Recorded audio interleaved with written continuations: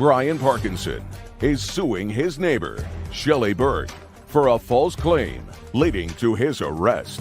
Court come to order. All rise. Be seated, please. Hello, Judge. Why are you, Kevin? Case 2201, Parkinson versus Burke. Thank you. You're welcome.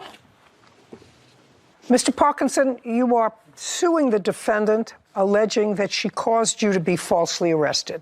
That is correct. The defendant has a counterclaim. Her counterclaim is based upon the same incident for which you were arrested. She's claiming that you placed both herself and her passenger in her car in fear because you displayed erratic behavior and threatened them with a gun. And I gather that you two live in a gated community. Is that correct? Yes, where is that? Arkansas. How long have you lived there? 8 years. And you? 26 years. This incident occurred on what date, sir? June 7th. Of last year. Yes. You were driving what kind of car, Mr. Parkinson? A gray Toyota Tundra. Sir, I think I know what that looks like. Could you bring that up for me so that I can see? A Toyota Tundra. Yes. That doesn't sound like a little car. That sounds like a big car. It's a truck.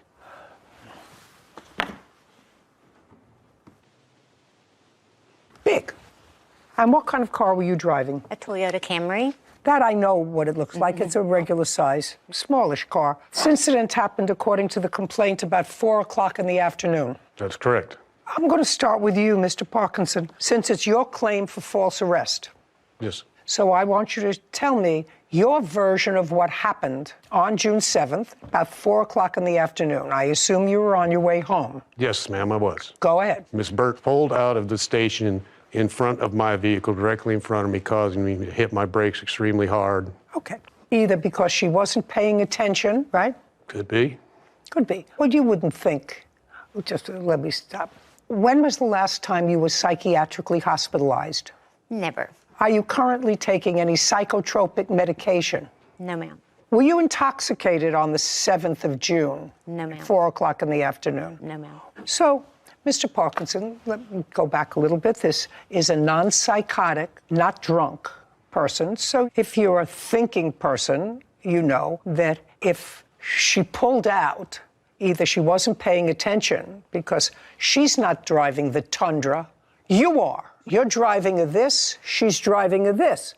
So she wouldn't place herself and her son in harm's way purposely to pull out in front of your Tundra. I would hope not. Well, I would say absolutely not. I don't have to even guess about that. She did not put herself purposely in harm's way. And so she pulled out in front of you. You had to put on your brakes hard. For her safety.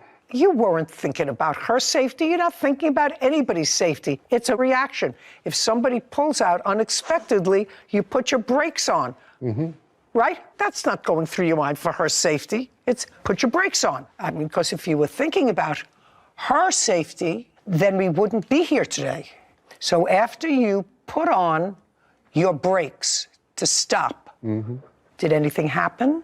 Some objects in the back of my truck dislodged, some stuff in the back of the seat moved. And these things that got dislodged, did they get dislodged from the back cab in the truck or from the interior of the truck? Both in the bed and the interior. Okay, what got dislodged in the interior? Some paperwork, some clothing. Okay, so it fell on the floor. Yes. Okay, and in the back part of the truck? Bed of the truck, some tools shifted also. Didn't fall out of the truck. They just moved from one place to another. That is correct. What did you do next? I proceeded to follow Miss Burke into the village because I live in the village. When you say you followed her in, describe what you mean you followed her in. She was in front of me, and I followed her into the village.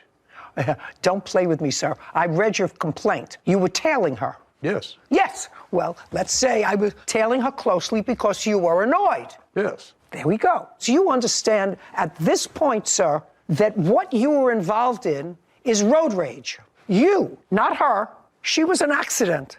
She was negligent. She wasn't paying attention. Let's say all of those things, not on purpose, because that would be stupid, and she has not recently been psychiatrically hospitalized. You, on the other hand, made a purposeful decision to tail her because you were annoyed that your tools moved. That's what happened. Would that be a fair statement, Mr. Parkinson? Yes, I was annoyed. Okay, you were annoyed, and what followed was an incident of road rage. Your husband, you've been in the car with him when he's had a little bit of road rage? Think about it before you answer me. Have you been in the car with him when he has reacted in a different way from the way you would have reacted to another car? He has, very minimal. And the answer is either yes or no. Have you been with him in the car when he has reacted in a way that you would not have reacted in a traffic situation? Yes, ma'am. Brian Parkinson claims his neighbor, Shelley Burke, owes for the cost of being falsely arrested. Shelley is countersuing Brian for emotional distress, saying he threatened her with a gun. And when he's reacted that way, did you ever say anything to him? It was minimal. I didn't respond to it. Really? Okay, good. When my husband gets involved in one of those road rage things because somebody cuts him off, I'm all over him like white on rice. Are you crazy, putting me in jeopardy because you got a bad temper? That's what I say to my husband. She can attest to that. Me, I once said it to a police officer who pulled him over. Give him a ticket. Give him 2 tickets. Maybe he'll stop. Right? True. So now you're involved in a road rage hissy fit and you're tailgating her. How many blocks did you tail her? Or how many miles did you tail her? Don't look as if you don't understand my question. No. Okay, good.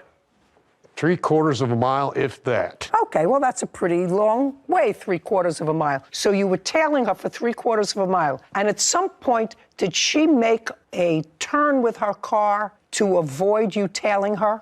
Yes. A 90-degree turn? Yes. So tell me, now you're following her for 3/4 of a mile, and she makes this turn. Yes. Now, when she made that sharp turn, did you follow her? Nope. No. No. No. I know you didn't follow her because she made that turn to get away from you. Do you understand? I've been on this earth a very long time. You, Mr. Parkinson, are an ordinary guy with a bad temper. So I've played this scene in my head, both from personal experience and from watching other jerks like you, in my head 100 times. So when she made this turn, she made the turn to get away from you, and you said, well, I accomplished my mission. I jarred her a little bit. That's if I believe your story, all of it. And you went home. Now, I'm to the point where she makes the turn and you went home. So far, correct? That is correct. Does that look familiar to you, Mr. Parkinson? Yes, it does.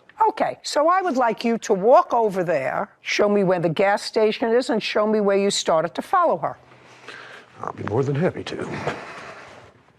Of course, it says Shell right here. That's where the incident began. Right. She pulled out immediately in front of me, causing me to hit my brakes. Just a second. So she caused you to hit your brakes. Yes. That I know. Then she turned right. I followed her into the village. Everybody gets close. No. Just show me. I followed her into the village and Right show me here. where you proceeded. Then we drove down, and she turned, I believe, here or here. Turned how? To the right. Okay. And you proceeded to your house? Yes. Okay. Now you can step back. So she turned off to get away from the maniac who was tailgating her because she had made a mistake in pulling out in front of him at a gas station.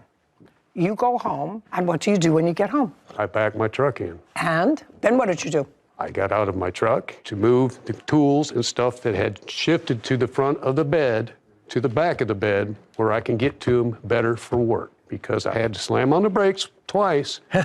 Mr. Parkinson, do you know what doesn't make sense to me? Your husband isn't a stupid man, is he? No, ma'am.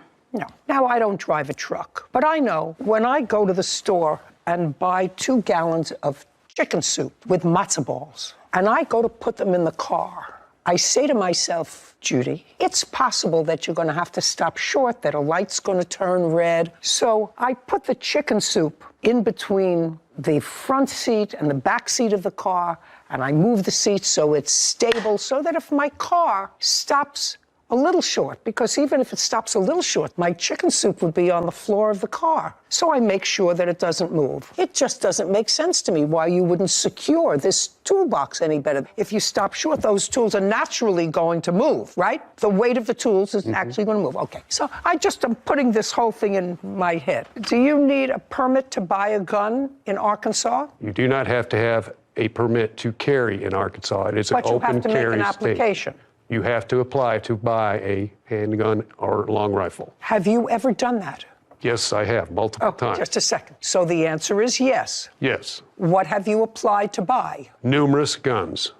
Which you still have. Yes. I assume that you keep those guns within the proximity of your home. They are all kept in the house, Your Honor. The next thing, according to you, the police show up at your door That is correct. and they have a conversation with you about a report Yes, they that did. someone has, in your area, has complained that there were shots fired by you out of your truck during this road rage incident. That's what the statement says. That's what the statement says. And I assume that the police searched the truck. The police searched me. Did they search the truck? I gave the police the authority to search my truck willingly. They searched the truck. I Is told the them answer. they could. Mr. Parkinson, I know that you think that I'm stupid. I know that you must think that I'm stupid. Did you give the police permission to search your house? The answer is yes or no. No. Of course not. Because in your house, they would have found multiple guns. In Correct. your house, just that's a yes or a no. In your house, they would have found multiple guns. Yes. You keep multiple guns in your house, but don't carry one around for protection in your truck. When did they arrest you? I was arrested on August 2nd. Okay. And? I was told to call the village police department. I promptly called them, and they told me I had a warrant for my arrest. And? I was very shocked, And? and I was charged with felony assault, and I had to pay $1,080 to bond and fees to get out of jail. And? I was released from jail. And then on the 17th, is that correct? 19th. The 19th of August, I had a court date. And? It was nolle prost, due to the request of the village police department for lack of evidence. Okay. And? So I'm out that amount of money for bond for a false arrest because a false statement and half a day. Okay, of we're work. going to find out if it's a false statement. So far, I'm not thinking it's a false statement. I have to let that sink into you, Mr. Parkinson. So far, I'm not thinking it's a false statement. I'm going to hear the defendant. I know one thing for certain. You were involved in a road rage incident and you were the perpetrator.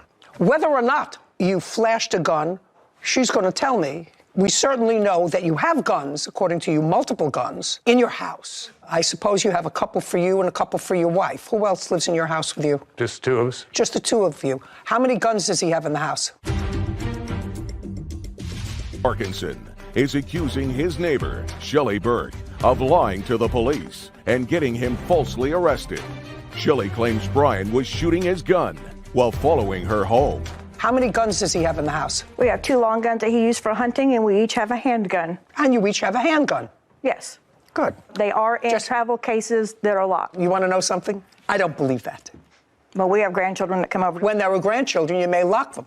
Okay, now we're going to you, Miss Burke. Did you see him when you cut him off? I did not. Let's start out with the fact that you were exiting the gas station. Mm-hmm. You didn't see him. You weren't paying attention. You didn't look that way. Whatever it was, you cut him off. So let's start from there. You got it. This gray truck comes up behind me, swerving and revving his motor and all that. Got as close as he possibly could. Why don't you show me I over will do there? that. Okay. There's 2 lanes going into the village. There's a left and a right lane. I go left, he goes right. Well, I get in front of him, and then he starts getting behind me, swerving his car back and forth, revving his motor. He is so close. He's probably closest to me and him. I mean, he's not a car length away. He's right up on my bumper and revving his truck, and I'm going the speed limit. Then I turn, make a left. He's still right on me, never lets up. It's kind of a tricky area because it's curvy. So when I go around this one S-curve, I hear a pop. And I'm like, oh my God, he just shot at us. I said, call 911. When I start coming back down again, I look in my passenger mirror. I saw the spark. I saw it. I'll never forget it. And he heard it. We heard, even on the phone call, I think you can possibly hear it. He popped the gun again. And then he's on 911 talking to her, and the lady's saying, be calm, be calm. And I'm leaning down in the car. He's trying to tell me to go. He looks like he's going on past us. But when he does that, he rolls down the window, and you could see him holding a gun in his hand. And he says something I can't understand what he's saying. He's getting the license plate numbers. We thought he kept on going. So your son got the license number? Yeah, he got the license plate number. He's on the phone with 911 at this time. And that's what was given to the police? Yes, ma'am. Mm-hmm. Okay. Well, I got the 911 call here with us today. I would like to hear it. Step back. Can I hear the 911 call, please? Go, go, go, go! 911, what is your Somebody emergency? was shooting at us. What? There's a pop. Gray Toyota truck. He was shooting at us. His license plate number is... I need all units. We got a vehicle that is, the complainant's on 911 saying the vehicle is shooting at them. I'm fixing to run the tag. Who am I speaking with? This is Leslie Scott Rogers. When you said what kind of vehicle was it? It's a gray Toyota Tundra. Go. It's coming back on a gray Toyota Tundra, and that's what the complainant says. It's a 2014 Toyota Tundra. Okay, start that 911 call all over again. Pay careful attention, because I thought at the beginning of this tape, I too heard a shot. Could we start again, please? Take your hand out of your pocket. Go, go, go, go! 911, what is your emergency? Somebody was shooting at us. There it is. There it is. Got it. You can stop it. That doesn't sound like a gunshot. Your case is dismissed, Mr. Parkinson. Your case is dismissed. I have a counterclaim, so stand where you are. The counterclaim is by Miss Burke for the emotional trauma that she, let's just talk about her, went through as a result of your road rage and shooting your gun at her, which you did. You probably didn't shoot it to hit her or to hit the car, because I don't think you're that stupid. Stupid, yes, but I don't think that's stupid. I think you did it to frighten her, just to frighten her. Then I think that you brought the gun that you keep in your truck when you work, maybe on your person, which you probably have a perfectly legal right to do, and you took the gun, you said, just in case something happens, because I did, in fact, shoot my gun in her direction, because I heard it on the 911 call. I better put it in the house. I better put it in the house. So you took the gun and you brought it into the house, and then saying, oh, police are here.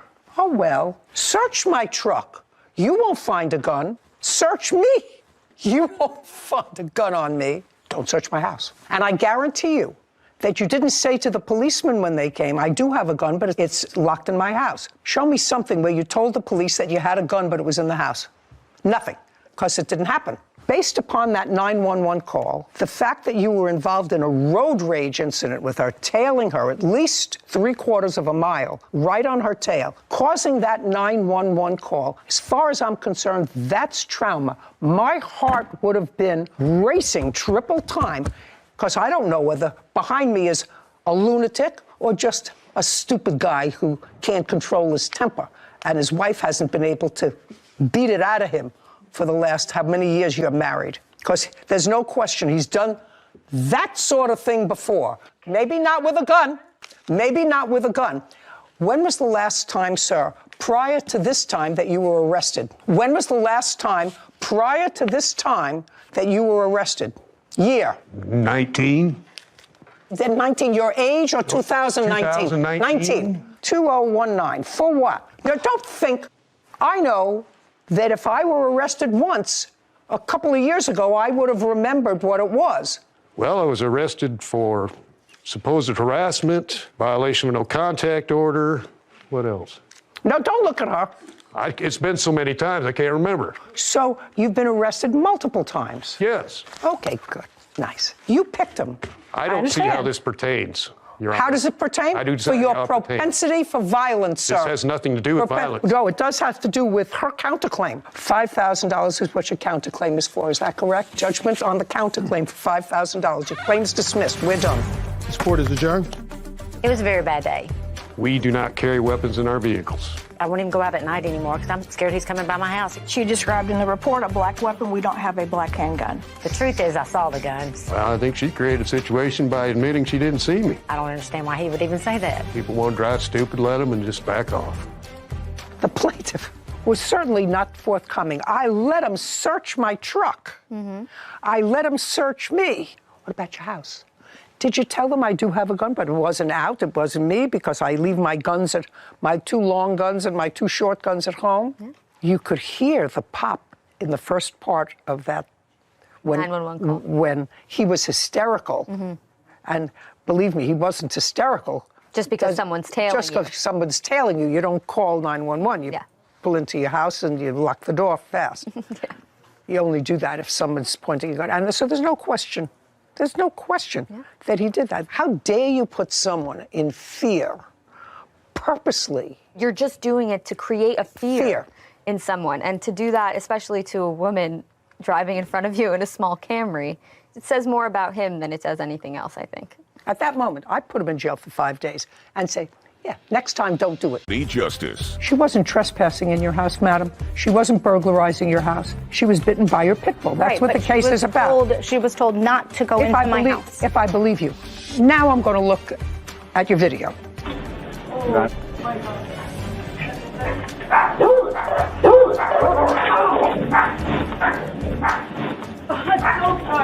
She even said it was her fault. It wasn't her fault. It was your fault.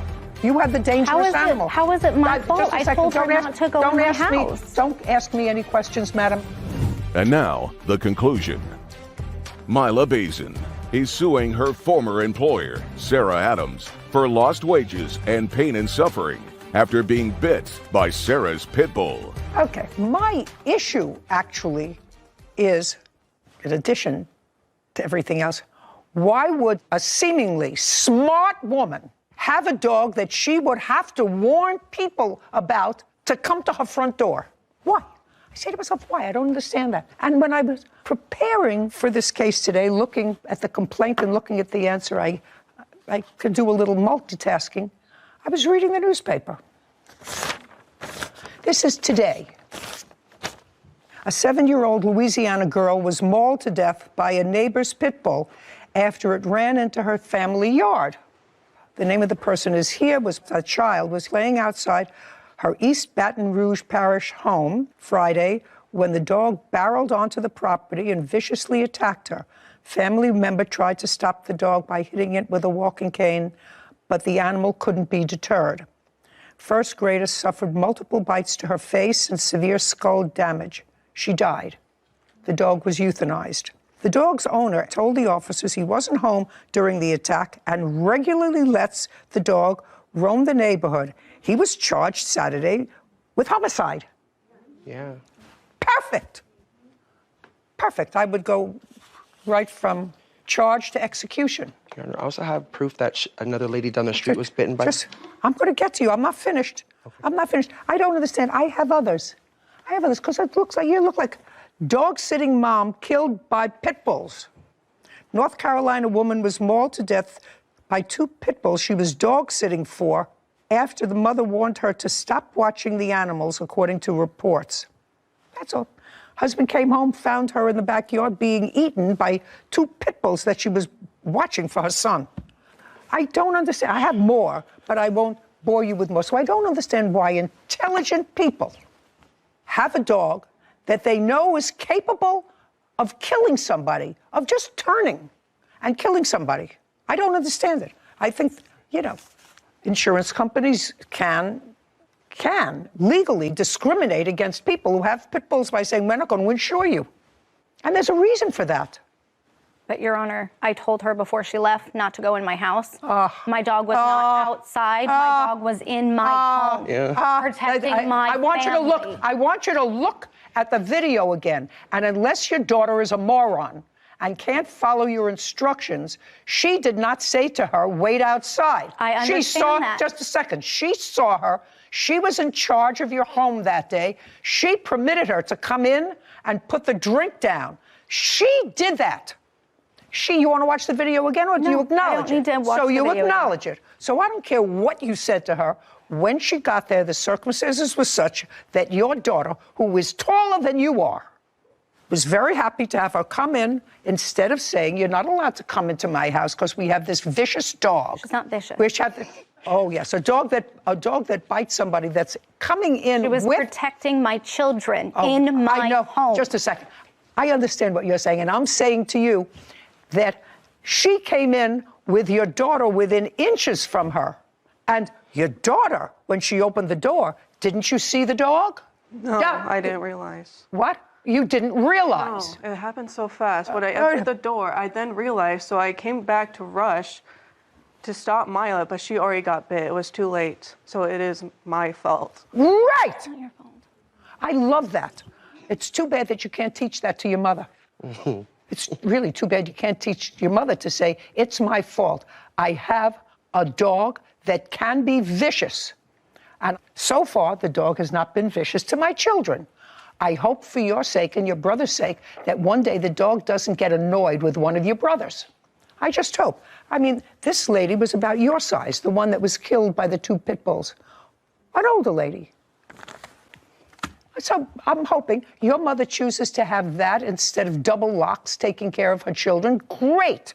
But then she has to pay the consequences.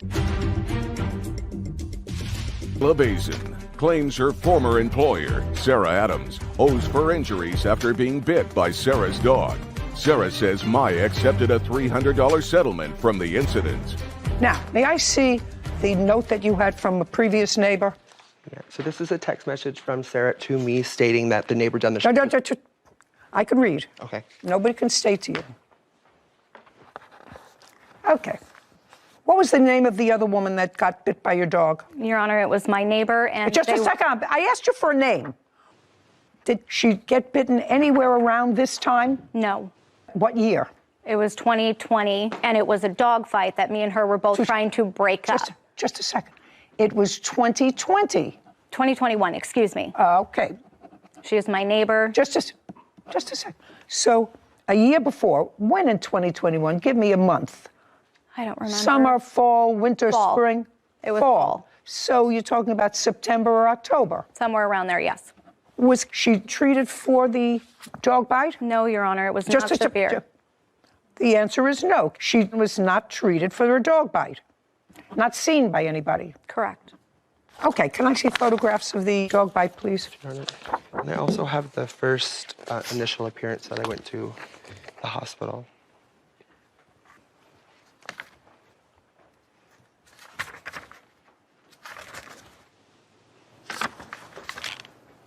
Now you can step back up. I have another question for you. Now you were there. I heard you say from inside, oh, I'm sorry, I'm so sorry. Is that right? Yes. Yeah, at least twice. Now, after this happened, what did the plaintiff do? Call me. No. After this happened, just you and your 2 younger brothers were home. What did the plaintiff do? She was sitting outside on the porch. We came and gave her some towels. Who's we? My brother. So you got some towels. I saw she asked you for some towels. Mm-hmm.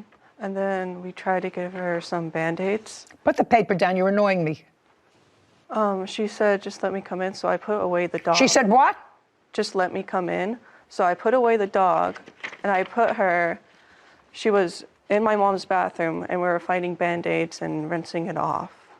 And then I didn't ask you a question. Now she's in your mother's bathroom. She's trying to clean it up and you put the dogs where? We have kennels for them, cages. And kennels? Mm-hmm. Okay. You have kennels for them that you put them in at what time of day? Or when anybody is coming over? When do you use the kennels? We use them when we leave or about to leave or if somebody's coming over that they haven't met. Okay. Now you knew that the plaintiff was coming over. Your mother had told you the plaintiff was coming over. Yes. Okay. And did your mother tell you in that phone conversation, would ordinarily ask, because I know I live with people your age and a little bit older, when is McDonald's going to be here? When is it going to be here? Did you ask your mother that question? No. Did she give you any indication about how long it would take? No. How did you know when plaintiff arrived? The car pulled up. So you were looking outside for the car? Yes. Great. And when you were looking outside for the car, you knew the food had arrived? Yeah. You went outside? Yes, I closed the door right behind me. Of course. You closed the door behind you, you went and got the food. There was extra food. She was clearly following you, and you clearly saw that she was following you into the house. No. Well, by the time you got to the front door, you want to see it again? You turned around, you saw that she was there, behind you. That's when I went in the house. That's No, right before. Right before. Play it again, Sam. She's now out of the car. You're calling your brothers. Turn around, you look at her and smile, say nothing. She walks in, so you say nothing to her.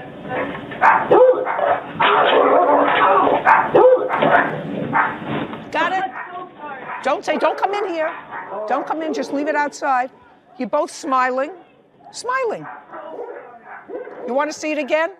No, you were both smiling when you walked in. Play it again, Sam.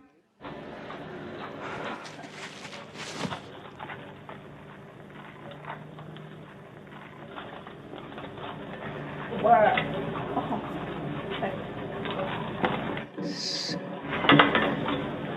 it?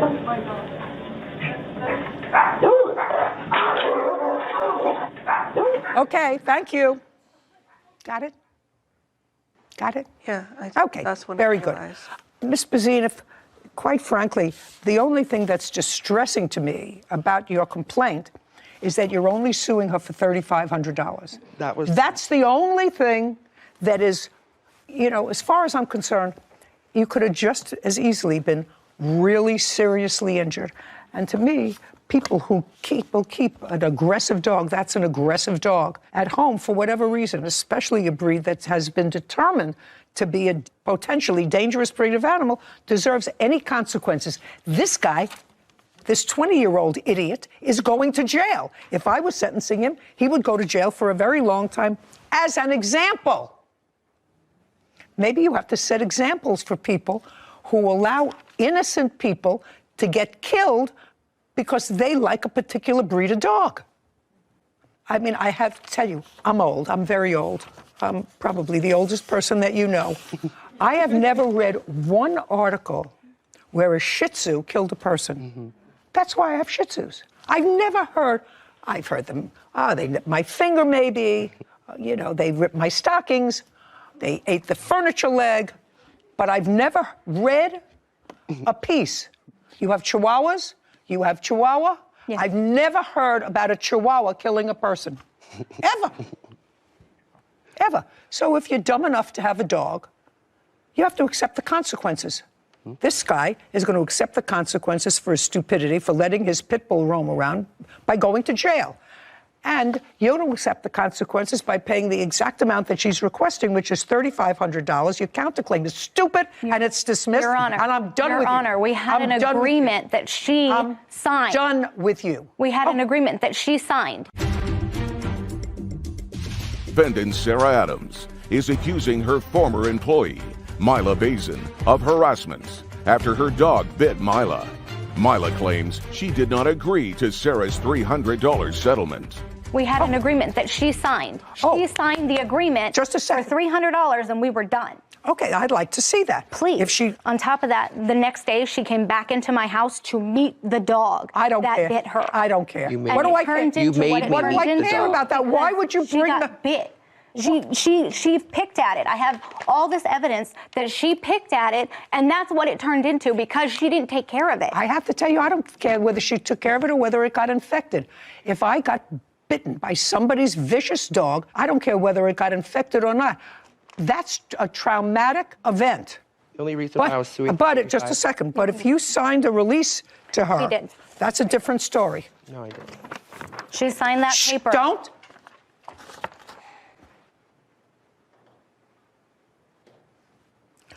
Why did you sign this? This is clear. First, Kevin. Can I see it, please? And when is it dated on? Well, it says this agreement settles a dog bite that happened on 7/18. This was signed in October and November. If you shout out again. Because I was missing all my money. I was not getting paid. I needed something from her. What do you mean? I don't understand what you mean you weren't getting. Here. Is there a date on this? And I do have other things that she signed if you need to verify the signature. I was very high on narcotics and coming under the influence of coming out of the hospital. I do not remember signing this. And if it was for her to make me feel better because of what happened. I'm sorry, Miss Bazin, that's not going to fly with me. Well, that's not going to fly with me. If you accepted the $300, no, I didn't. Pay careful attention to what I'm saying before you answer. If you and the defendant in any action can at any time, even without a lawyer, if neither of you have a lawyer, I'm speaking, can settle a claim if they wish to settle a claim before getting the courts involved. That can happen. And that should happen in many instances. I'm not quite sure this one, but it certainly should happen more often than not. You settled for less than you were entitled to. You settled for $300. Did she give you $300? No, Your Honor. May I see that document, please? She did not. Okay, let's see whether she did. Referring to a car battery? No. Let's not get ahead of ourselves. I agreed to give Mila $300. Did she give it to you? No. Show me that you gave it to her. And when? I gave her cash. It's on camera at work. I handed her at work with my boss there. My boss, you can call him right now. I'm not calling your boss. Listen to me. I'm not calling your boss. That's your problem to prove it. I also helped her when her car broke down. I don't paid care. for a battery. I don't care. I paid for Listen lift to me. rides for her. I don't dog care. bit me. Shh. I don't care. All I want to see is proof that you handed her. I gave her cash. $300. I don't have proof because I gave her cash. Well, that's a problem for you. Did she give you cash? Your Honor, no. No, She just helped a- me out with a car battery, and then she sign that? accumulated. Just a second. It doesn't say that you gave her $300. Your Honor, she's It lying. says I agreed to give her. She's lying. I handed her $300 and made her and had her sign that at work. We did it at work. She's lying. How she threatened Well, me. then I'm going to give this to you. She says you didn't give her the $300. You have no proof that you gave her the $300. You have no proof. I don't. You don't have any proof. $3,500. Judgment for the plaintiff. We're done. This court is adjourned. I feel like if it would have been a Shih Tzu that bit her and did that damage, I feel like the judge would have gone in my favor. And I knew I would get justice coming here for pit bulls. She takes care of the community, and I'm so glad that happened that way. I had a lot of evidence, and the reason why her bite turned into what it looks like now is because she didn't take care of it. She picked at it. I was happy to bring the kids food. I'm that type of person. Because I have documentation of her picking at it. She went to the hospital 4 different occasions. It's pretty traumatizing. I know she was fine because I have text messages that prove that she was fine. And all of a sudden, the dog just got me. That it was her fault. She knew better than to go in the house. Right when I walked in, the dog lynched and grabbed my leg. I walked in, and then I realized there was a voice behind me. I went back and saw that Milo was back, and she got bit by that time, so I went to go help her. Locked its jaw. The burnt tooth went really far down deep. Me and the baby girl both had to hit the dog to get him off of me. I picked up the dog, and I put her in her kennel. Very terrifying. I still have PTSD, and even watching that video was shocking. She was constantly complaining about the dog bite to myself, my boss, slandering me every chance that she got. Absolutely ridiculous. And I said, Mila, look, this needs to be settled once and for all. Bullied me and put me in a position, cornered me, and made me do what she wanted to do. She was my boss, so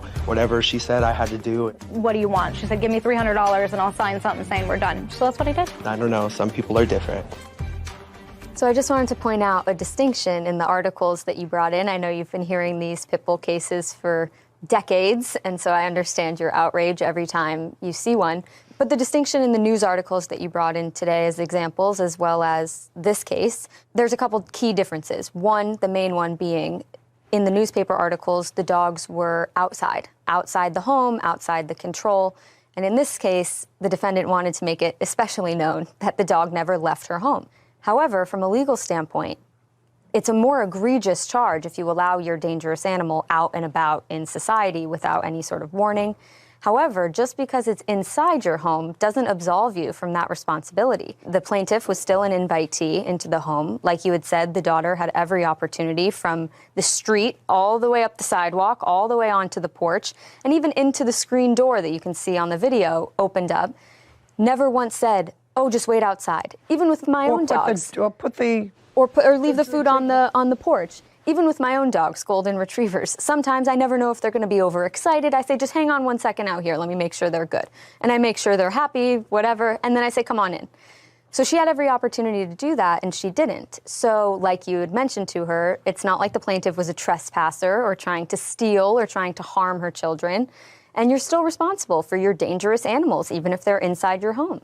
Yeah. So just think that's a word to the wise, that it's not just when they're outside your control that you can be held liable. I thought it was also interesting, now that I think about it and listen to what you're saying, usually when you have a dog that you know is dangerous, because let us assume that I believed her when she said, I said don't go into the house, which I don't believe her. You usually have a sign if you live in a private house and you're using the dog for protection, to have a sign, dangerous dog. Beware of dog. Beware of dog, because somebody may come and deliver a package, open your screen door. You never know when something can happen. So you at least give the public notice that there is potentially a vicious animal inside. You're absolutely. Gigi Strackman, for a plane ticket, credit card charges, and a stolen cat. Court come to order. All rise. Have a seat, everyone. Hello, Judge. Case number 2016, Pajaro versus Stratman. Mr. Perari, it is your claim that the defendant, who lived with you for a brief period of time, owes you money for a plane ticket and for her unauthorized use of your credit card. That's correct. I don't know what the defense is to this, except that I think her defense is that you were just stupid and she took advantage of you. No. I'm trying to figure it out. I'm actually trying to figure it out. But you met the defendant, according to you, on an online dating app and started a conversation with her on what date? So we met in March 2020 on a dating app for LGBTQ people. We started dating in March 2020. 4 months later, she moved in with me, which I know is not smart, but... July?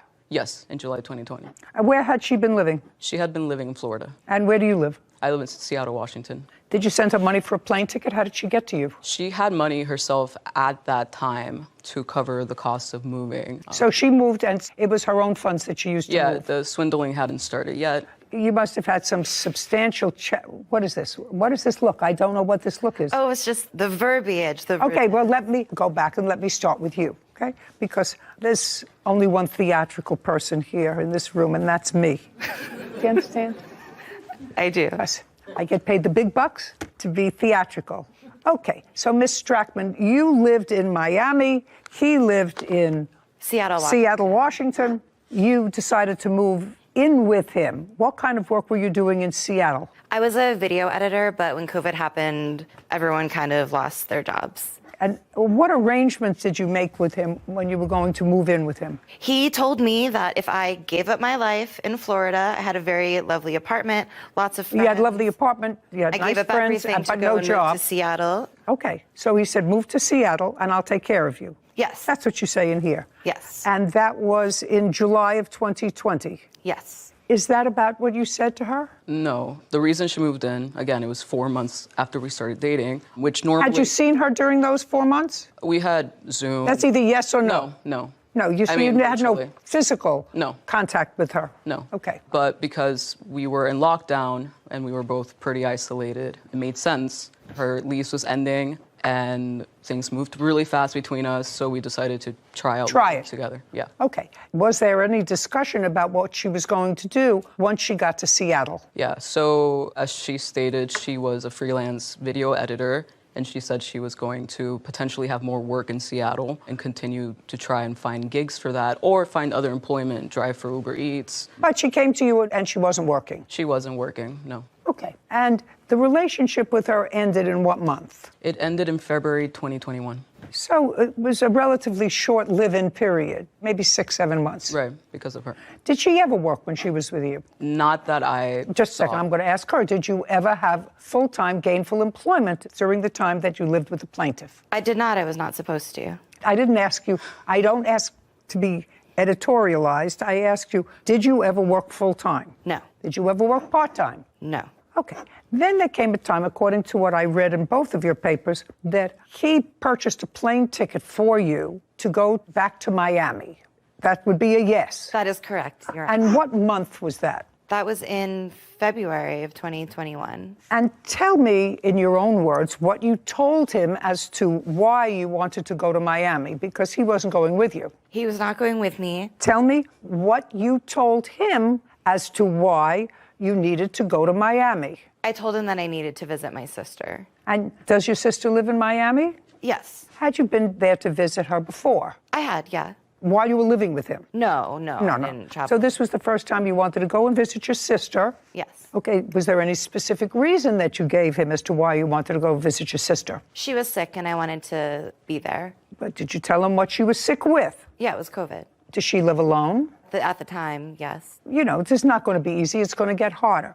Now, the plaintiff seems like a relatively intelligent human being. Hands off hips. If somebody I lived with say, I want to go and see, unless it was a young child, maybe in a school or something that lived alone in an attic dormer, I want to go see my sister who's sick with COVID, and you don't have COVID, and this is 2021, I would say, well, why would you do that and put yourself at risk and then come back and put me at risk? Didn't you have that conversation? We didn't, Your Honor, no. It just didn't come up. I want to go take care of my sister because she has COVID.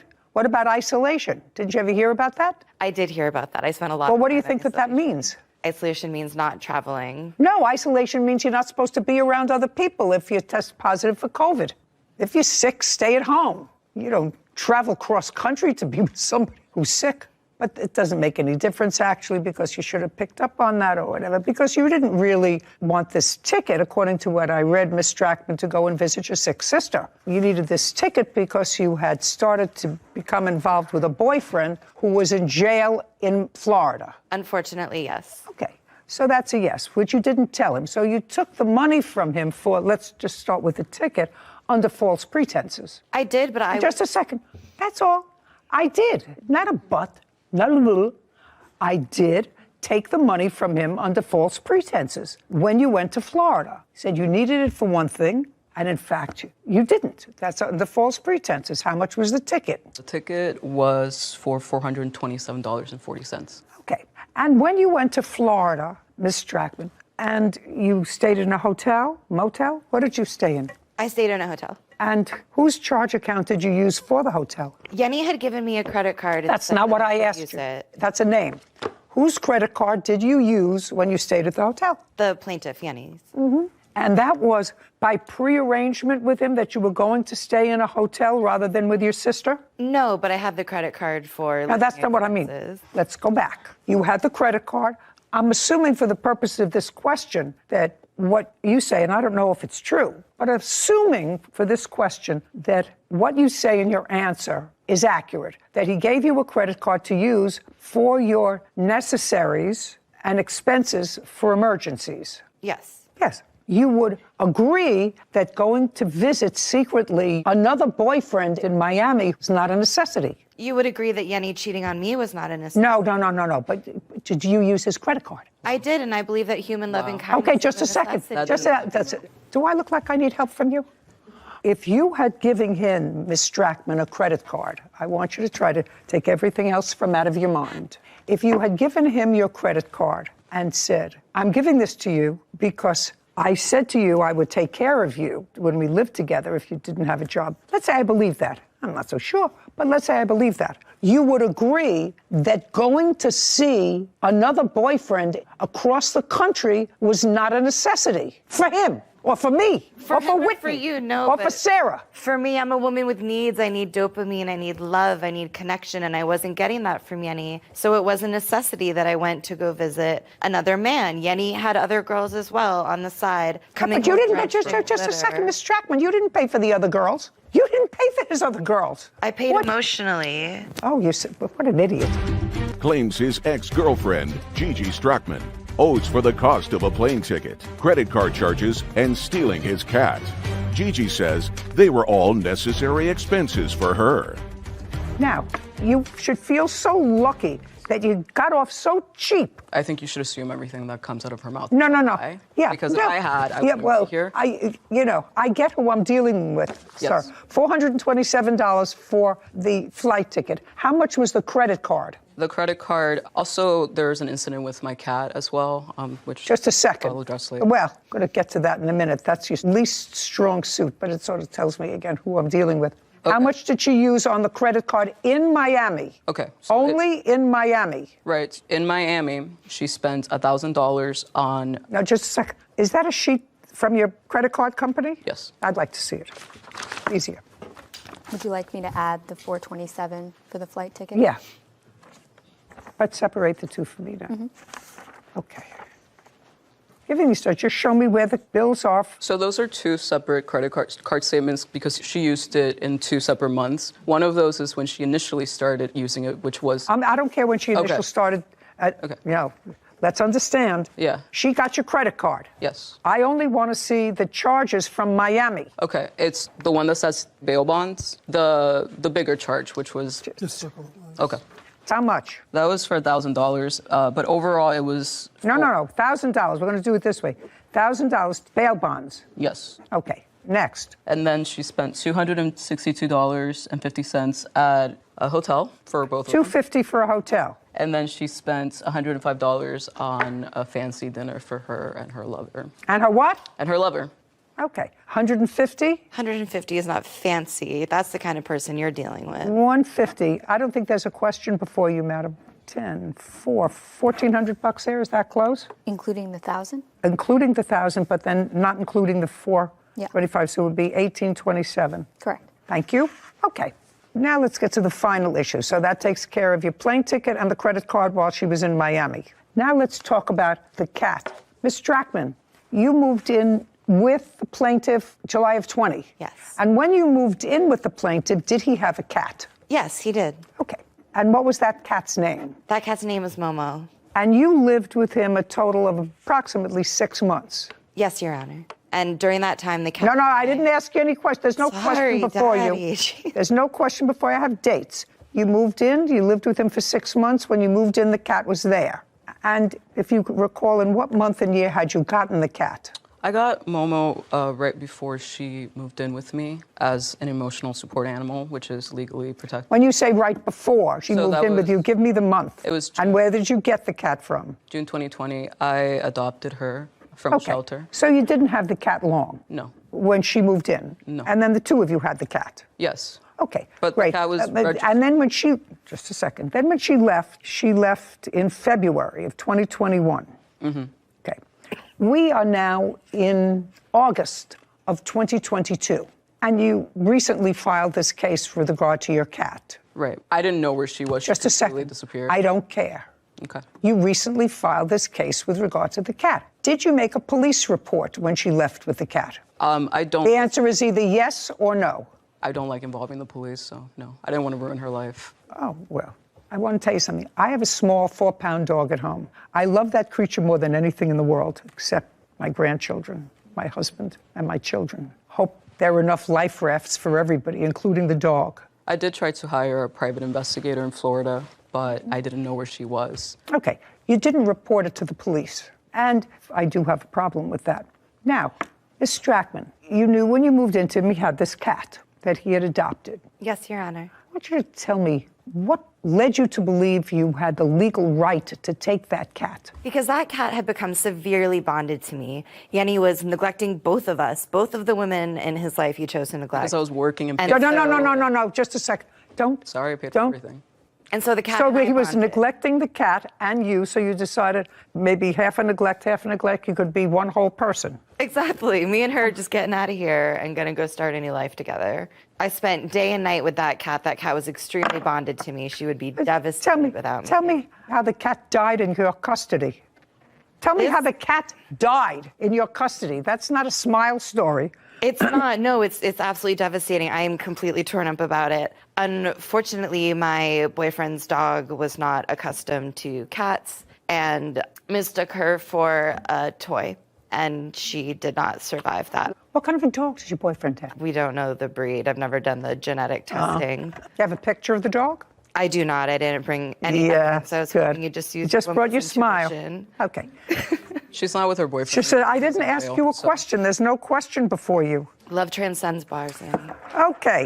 1827, $1,000 for taking his cat, and because you're a fool. 7, 2, 8, 2827. Judgment for the plaintiff. Thank you very much. We're done here. This court is adjourned. First of all, I'm glad, and I think justice was served. I'm not for Momo, but for the other scams that Jacqueline pulled. Then I need dopamine, I need oxytocin, I need love, I need care. Well, credit card fraud. And Yenny said that they were going to be the person who was going to give that to me. Deception, played with my heart. And then didn't, so I had to find it elsewhere. It was incredibly, this was Momo. I did not have the cat killed. I was very attached to Momo. That was my cat as well. It was incredibly hard to deal with. I was also alone when I had to process that news, so. I did not set a hitman out on the cat. That's a lot to say. She saw me as a sugar daddy, and she saw herself as a wannabe Anna Nicole Smith. Unfortunately, neither of us are those things. Could I plead the fifth on finding another sugar daddy? Yet another lesson we learned about cohabitants living together and the rules of what not to do. No cars, no pets, no money exchanges. No joint pets, no joint. Exactly. But today we learned a new one. Today, don't give access to your credit card to anyone that you don't want racking up charges for any purpose, even to visit a secondary lover in another state. You know, the divorce rate in this country is still hovering somewhere around 50%. The living togethers who don't quite make it to the marriage place is a much greater number. Yeah. Living togethers don't stay together 70% of the time. Why in the world would you buy a pet together? It's a risk. Car together, a timeshare together, True. or give somebody a credit card. Yeah. At the time that you do it, you're happy with them. But since at least 70% of the time you're going to go your own separate ways, at that time you're mad at each other. And the lines get blurry. And the lines get blurry, absolutely. Case number 2024, Morgan versus Davis. All parties, please step forward. Corey Morgan is suing dress designer Jacqueline Davis for party costs and a dress deposit.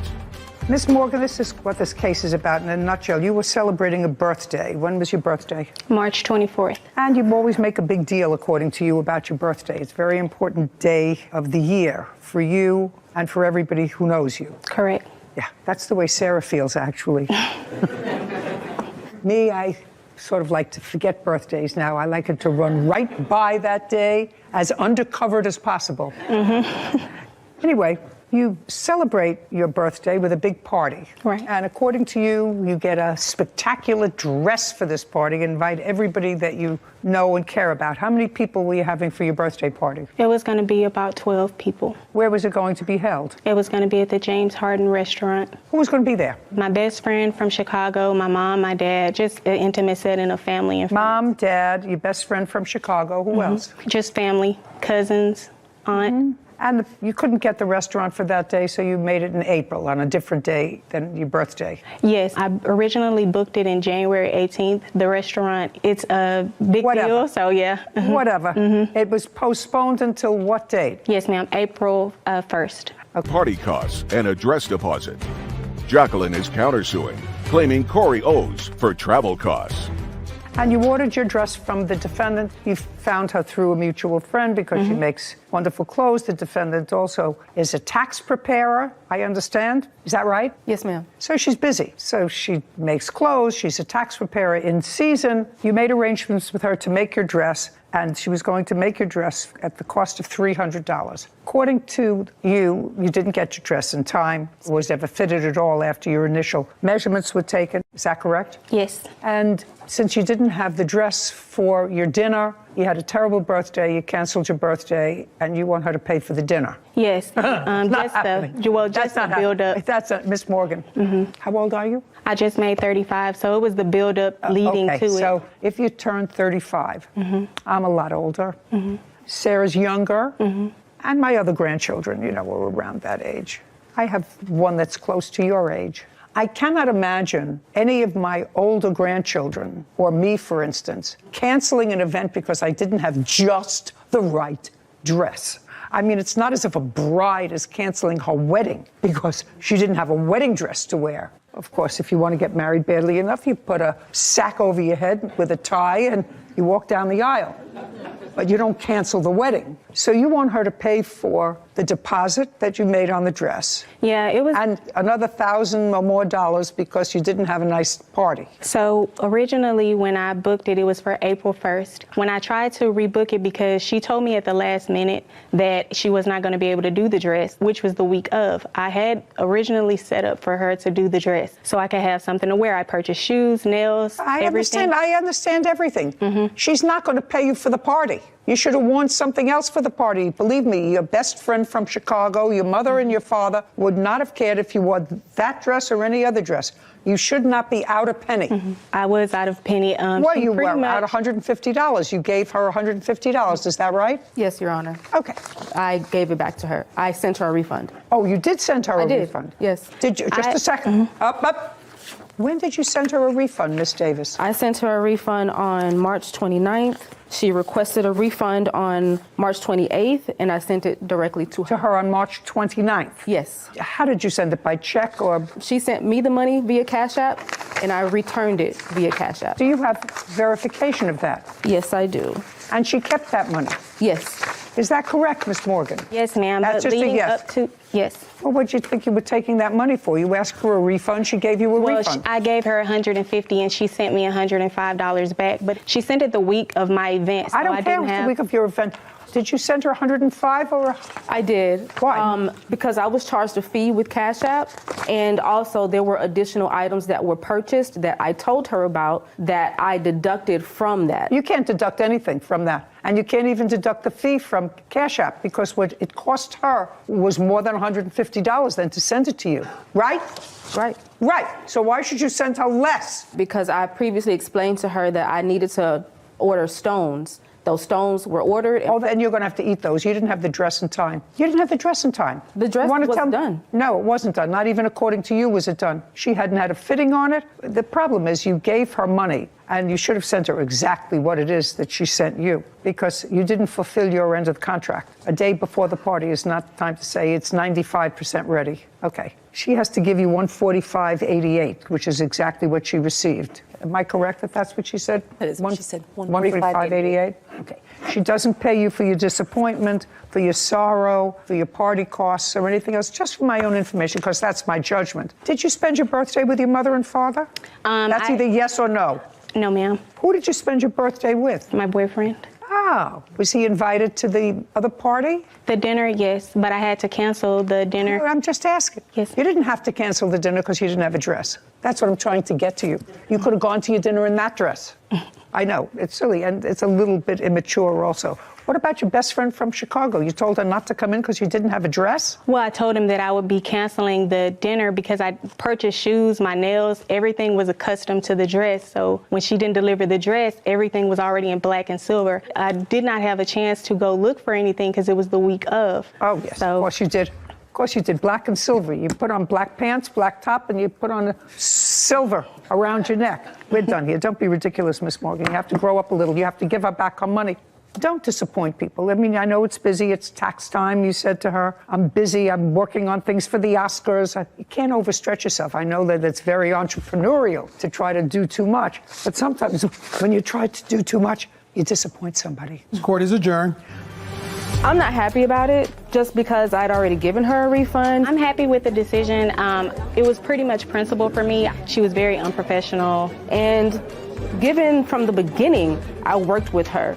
And she didn't respect my time, and she canceled on me at the last minute. And she waited to the last minute and canceled the order. So she canceled at the last minute because she didn't have the dress ready to begin with. Everything was really on her, but she put it on me because she was unhappy with how she chose to deal with the whole situation. We'll be getting another dress with my original person that I was going to go to. Absolutely not. But from now on, I definitely will be going with who I know. Will not work with the plaintiff again.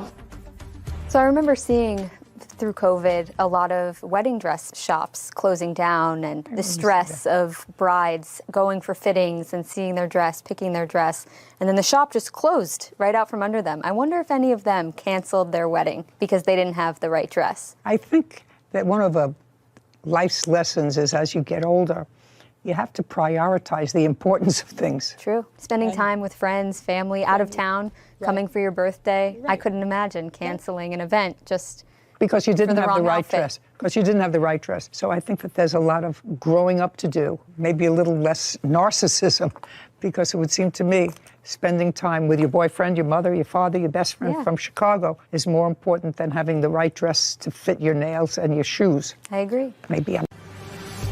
Adam Snyder and Julie Alice are suing their former employee, Trevor McCormick, for breaking his lease, the cost of a phone, as well as a personal loan. Court come to order. All rise. Have a seat, everyone.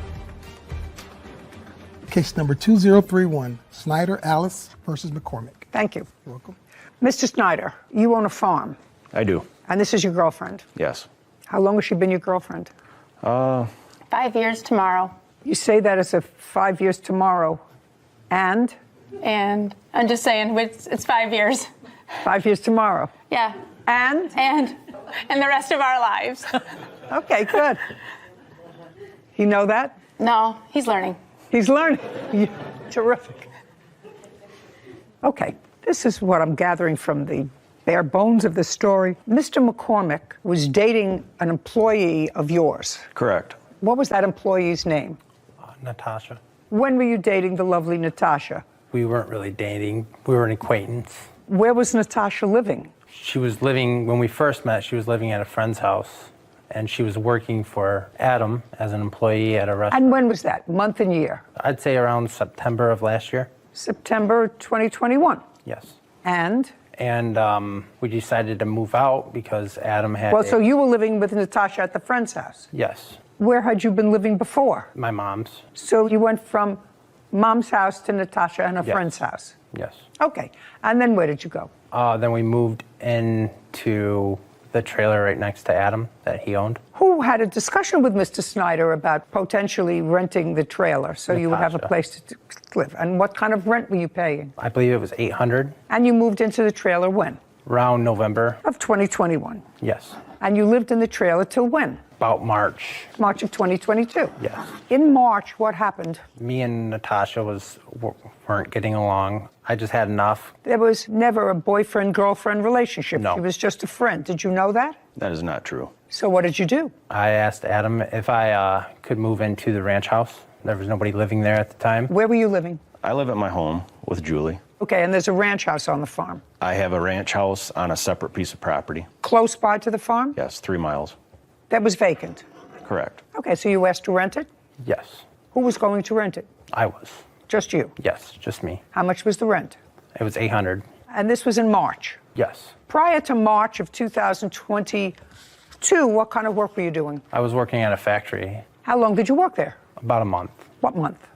March. Prior to March, where were you working? On Adam's farm. From when to when? I'd say about December until March. Well, in December to March, you were living in the trailer. Yes. Okay. And you were living with the lovely Natasha. Correct. And Natasha, I assume, was contributing to the rent. Yes. And how much were you contributing to the rent? Is not an answer. How much were you contributing to the rent from December to March? Couple hundred. 2021. Couple hundred a month. That's not an answer. A couple of hundred a month. How much do you pay for rent? $316 a month and 24 cents. How much does it cost to have your garbage picked up? $59.12. Do you understand? Certain things change. What was your electric bill last year? I don't remember. What was your bill last month? I don't remember. $300, ma'am. You see? But I mean, a couple is two. Yes. Who did you pay that to? Natasha. Well, I can't tell whether you paid that to Natasha or not. Did you ever discuss rent with Mr. Snyder? No. Even in the trailer? Even in the trailer. So that was all done through Natasha? Correct. Okay. But according to you, you worked someplace in March, but before that you worked on the farm. Yes. From when to when? December to March? Yes. Beginning, middle, or the end of December? The middle, the 16th. Is that about right? If you want to call Just helping... helping whatever. Yes. December 16th. Okay. And from December 16th, you did whatever work it was on the farm until March? Yes. March what? Till I moved out. No, March what? Beginning, middle, and... 28th. And what was the rent in the ranch house? The ranch house must have been nicer than the trailer you were living in. $800. You moved in April? Yes. How much money did you give him? $900. Some was to go towards security? I was in between jobs, and that's what I had. So we made an agreement that I'd pay $900 the week of, and then so on and so on. I don't What's have the so on and so on? I don't have the copy of the lease. He never gave me it. Did you sign a lease? Yes. I'd like to see it. I have it right here. In the back of the contract, you'll see where we wrote down he would pay $900 Just a second. on the 8th. Okay, so the security deposit was supposed to be $1,200. You paid $8. Paid $9. The security deposit was $12, and you paid $9 of security deposit? I paid $9 total, ma'am. Well, how many months did you live there? Not even one. When did you move out? April 24th, I moved out. Is that correct? That's close, yes. Okay. I don't know exactly when he moved out because he didn't tell me he was moving out. He just locked the door. Okay. And wouldn't but it was in return April. messages. Okay. And you had $900. He paid $900. And the rent on the property was supposed to be? $800 per month. $800 monthly. Yes. So right now, you've been paid for the month that he lived there. Correct. Prior to his moving in there, who was living there? Nobody. So it wasn't rented? Nope. In what year was it last rented? 2021. When? Oh, no, it was in February. We did an eviction on it. So somebody lived there and didn't pay rent? Correct. Is that the first person who came and didn't pay rent? Definitely not. Definitely not. Yeah, it's And lousy Trevor to be a was there, landlord. and he helped us do the Yeah. eviction on that, so he knew how it worked. Hmm? Trevor was there. He helped us do the eviction because we had to have court officers there take get them out everything because they weren't paying rent. So he knows how it works. Well, he may know how it works, but he did, in fact, give you $900. He did. And he lived there for less than a month. That's right. So that's sort of square. I know you'd like him to be responsible for his lease, but you have your house back. Now, tell me about this phone that you say he owes you for. Okay. By the way, where's your phone? I have my phone that I paid for. Their phone that I put a down payment for is at my house. Why? I didn't know I had to bring it. Well, it was just purchased within the last year. Yeah. Why do you have two phones? You have no Because, job. Why do you have two phones? I have a job. Oh, good. I bought this outright because he shut the other phone off. Oh, well, where is the phone? The phone's at my house. What kind of phone is it? It's an iPhone 13. You want it back? I'd like him to just pay for it like the agreement was, but. He gets back his phone. Yes, ma'am. Okay. Even though I paid just it a down. second. Where do you live? Where do you live? I live in Highland. Where is that? It's by Detroit, Michigan. Who else lives at home? My girlfriend, What's her name? Ariel. Where is she? She is currently working right now. Does she know where the phone is? Yes. Okay. They're going to give you an envelope in the clerk's office back here. You're going to tell Ariel to put his phone carefully packed and mail it to him. FedEx, UPS, the fastest way it will get there. Then you get your phone back. Go. What's next? I have text messages here from Trevor. This will show where, when he was dating Natasha, they had agreed that they would pay for their phones up front so that I would put them on my business plan. I told them I would only do that if they paid for the phones up front, because when I took Trevor to Verizon, I said, if they don't pay for their phone bill, as long as they've paid for these phones in full, I can shut them off and it will cost my business no money, correct? And the lady said, that is right. I said, okay, then we can do it. So we added them to the bill, to the business plan. And here, where I text him, I said, you and Natasha told me you were paying for the phone in cash. That's why I allowed you on my business plan. Now I found out that you did not pay for the phones up front, because when we were in there, he and Natasha had the cash. Did you assure Mr. Snyder that you were going to pay for the phone? I had no idea I was even going to get a phone until Natasha said, go with Adam and go pick up our phones. That's all I heard, and that's what I did. Well, I didn't know can't about say the that to me cash. because the lovely Natasha isn't here either. Sir, you're going to get your phone back. Is it one phone or more? We recovered the second one from. Well, you're going to recover this one too. You recovered the second one. Yeah. Second one was Natasha's? Correct. Great, we're going to recover this one too. What's next? Changing lock fees, and you want a personal loan. Okay. So once he moved out, according to you, he moved out totally, and you didn't even know he moved out, so I don't know why the locks were changed. The lock did not need changed. I did tell the court that we were going to have to change the locks because the key was missing. I didn't know that while I was away on storm, Julie had gone in to check, make sure the water wasn't running, and she found the key on the table. That is what Trevor said. So we're going to eliminate that. And now we're going to go to the small loan that you say that you made to the defendant. So Natasha came over, guys. He said she worked at. Don't tell me what Natasha asked you. That's all hearsay. I need to know what conversations you had with the defendant. Okay, but she came over. But you can't tell me what she said, you see. Okay. So And anyway, if you made a contract, if you made a contract with Natasha for a loan of money, even if it went for his benefit, do you understand? Okay. Even if it went for his benefit, he's not responsible. If Natasha says, I want you to give, what's your first name? Trevor. Trevor, a loan to fix his car, and you say, okay, you need somebody to pay you back. Natasha has to say, I'll pay you back. However, you can't tell me that. Julie Alice claimed their former employee, Trevor McCormick, owes for the cost of a phone and a personal loan. Trevor is countersuing for unpaid wages. Now, did you ever have a conversation with Trevor about money? I do. I have a text message telling him. No, tell me, not a text message. The conversation was not verbal. It was by text message? Correct. Okay, so I'd like to see text message from him. Yep. This has from Trevor. This is his number. Okay. May I see it, please?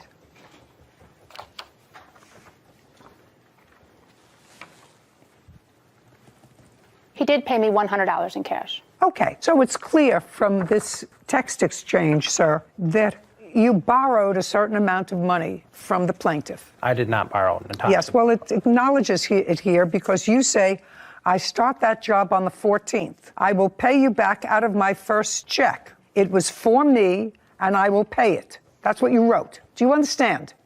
Do you want to look at it? No. You don't want to look at it. You're not questioning me, so it's clear from this that you borrowed money from Miss Ailes? I personally did not. I didn't even know what was going on. Who wrote this? I start that job on the 14th. That was me. Well, then, that's in response to her text message to you that says, hello, Trevor. I heard you were moving out and I need that paid by the end of the month. I have been very patient as no attempt has been made on this. Thank you. And you immediately wrote back to her and said, I start that job on the 14th and I will pay you out of my first paycheck. That's what you said to her. Yes, ma'am. Yes, ma'am. Now, I'm going to get back and ask you the question I think I asked before. What was the loan for? I broke down in Oklahoma. In what month and year was that? About September of last year. September of 2021 is just about when you started dating Natasha. Correct. Okay, so your car broke down in Oklahoma. And? And it had to get fixed. And? So I rode the Greyhound bus back up to Michigan and waited until my car got fixed, which took months. I'm asking you, what was the loan for? To go back down and get my car. So it was $670 that you borrowed from her, and I want to know how it was that you got the money. I came in to Julie's house, and Natasha said, you're going to Oklahoma to pick up your car, because I didn't have any money right then and there, but I wasn't going to ask anybody. Just a second. I don't care what you were going to do, what you didn't do, what you thought about doing. You went into the house that the plaintiffs share. Mm-hmm. Not uh-huh. Is not an answer. The answer is yes. The lovely Natasha was there. Yes. With Julie. Yes. What did you say and what did Julie say to you? Just Julie. Julie didn't really say anything. She said, don't tell Adam about the money. Okay, so she said she would give you money. Yes. And she knew exactly how much you needed. Yes. Did you tell her that? No. Okay. When she gave you the money, did she give it to you in check or cash? She didn't give me no money. She gave Natasha the money. Okay, how much was it? $700, around there. And after it was given to you by Natasha, but you were all in the same room together. I was not in the house at the time when they were discussing that. Well, you said you went into the house. I came to pick Natasha up. Yes. I don't want you to make yourself appear any more stupid. Do you understand? Yes. Try not to do that. You were in the house with Julie and Natasha at some point, and at some point, money was discussed. No. Was money discussed in front of him? No, it was not. Okay. So your loan was not with him. Do you understand? Yes. Unless he ratifies the loan subsequently. Is that correct? Correct. This is from my person who just studied for the bar, and I have to go back in my mind 50 years. If my memory is correct, if you don't make a loan directly with someone, they cannot be obligated to repay that money. However, if they subsequently get use of that money and subsequently agree to repay you, they have ratified that contract. Correct. You just have to decide if that's a ratification. Yeah. What would be your take on that? Take a look at it very carefully. What would be your take? It was for me, I will pay it. Seems pretty close to textbook ratification. Yeah, I would say so. I start a job on the 14th. I will pay you back out of my first paycheck. I just wanted to keep the peace because she was down my throat. This woman was down your throat? Yes. She may have been annoyed, very annoyed, but she wasn't down your throat. She was the one who volunteered to give you money in your time of need. How could she be down your throat? Okay. So far you paid her back $100. Is that what he paid you back? So he owes you $600. Okay. So far, Mr. Snyder, I'm not with you on it, on the rent. Okay. I'm not with you on the lock change fees. I am with you on the phone, which you're going to get back. He's going to get that back within 5 days. Otherwise, he's going to have difficulty. Here from the day that he did the phone purchases, instead of paying for the phones up front, he also added a bunch of other cordless phone chargers and everything else to the bill. How much were the extras? Totally, there's 2,000. No. I don't want them total. Total, you're going to get the phone back. What were the extras that he charged onto the phone? There is a $41.99. $41.99. There is a $20.99. Okay. You know that I went to 7 years of postgraduate school for this. Keep going. $29.99. 7 years. They were very hard years. I also took the bar exam. Keep going. $29.99. $17.99. Oh, it's getting worse. Not better for you, Mr. Snyder. And $11.99. Worse. A lot worse. $122.95. Okay. You have a counterclaim. Yes, ma'am. For what? Working on the farm, Okay. Tell me about that. From when to when did you work on the farm? November to the end of March. And what were you doing between November and March? I was feeding cattle when Adam was on storm, watering them. To March taking what? The after end of him. March? Yes, right. I thought you worked at a factory. I did both. Well, you can't do both. You work at a factory. I asked you if you had a job. You said, I work at a factory. I did do both. Well, now I need the name of the factory and find out what your shift was. I was, And you worked during the day. yes. From when to when? From Time. 6 to 6. Well, I had, Just a second. Mr. McCormick, if you work from 6 a.m. to 6 p.m., it is not possible to work a full-time job for the plaintiff as well. I had a schedule of three on, 2 off. Okay. We're making it up as we're going along. And Julie Alice have accused their former employee, Trevor McCormick, of refusing to pay the cost of a phone and the balance of a loan. Trevor claims he was not paid for the work he did on their farm. Now, did he work for you? It would be very minimal. He would put hay bales out, which would take 10 He would minutes. put what? Hay bales out for the cattle. Hay bales. Yes. At approximately what time of day? Because I'm not getting... He could come and do it when he got home from work. Okay. And did you have a financial arrangement with him for putting out these bales of hay? We never did. Okay. Is there any reason why you never did? Because he didn't do it very often, and he said he was just happy to help, although he did get paid for everything he did until the last day that he worked for me, where we were tearing apart a building. So he got paid when he worked for you? He did. That's Oh, incorrect. just don't speak. From when to when? When he helped me, it was very minimal. It would be... No, I'm not talking about the hay. You said he did, in fact, work for me. He did. I want to know, but not on the farm. He worked someplace else. He helped on another piece of farmland that I have. Okay. Where a barn had fallen down. We were tearing the steel off, and he worked 3 hours that morning. 3 hours what morning? The last day that he was there, it would have been So that's in March. early, I would say the second week of March. Okay. When was the first time he worked there? I would say probably in January. And he was working at this other plant from 6 to 6 in March, Correct. according to him. So he did some work for you in the first month, which was January. Yeah, if he helped me, it might be 1 day a week. Fine, I just want to know if he got paid for it. That's what he's... Yes, he We did. can't do May something. How much did you pay him? It would depend on how much he worked. One day I gave him $300 for helping me for a day and a half on another demolition job I did. And you paid him in cash? Correct. Okay. That was for the demolition job. That wasn't for the farm. It doesn't make any difference, sir. If you have a full-time job and you're working part-time someplace else and you say he paid you... He did not pay me. Well, you say he didn't pay you for the farm. What he's saying is he had a job with me. He was a demolition job for which he got paid, which you do not deny. Is that right? I'm not. You just said that's not what I asked you. He paid you for the job that you did part-time for him Yes, in he paid me for that demolition. job, yes. So that's a yes. Yes. And what you're suing him for is allegedly money that he owes you for working on the farm during a period that does include March when you were working full-time someplace else. Correct. And working for him. Yes. And doing this work at the site in March, the first 2 weeks in March, because you got some money for that. Correct. So now you have, according to you, 3 jobs. 1, 2, 3. Yes. First of all, you had no fixed financial arrangement with him at the farm.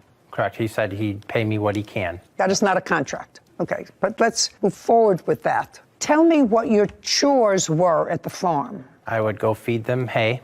Just feed who hay? The cows. Okay, how many cows do you have? 130. Anybody else work on the farm or just him? Just me mainly, and he would help when I was gone. Okay, and in order to keep these animals alive, they have to be fed hay. Correct. For how many months did you feed them hay? 3. Once a day? Yes. And what time would you do this? Usually in the morning. Before you went to work? Yes.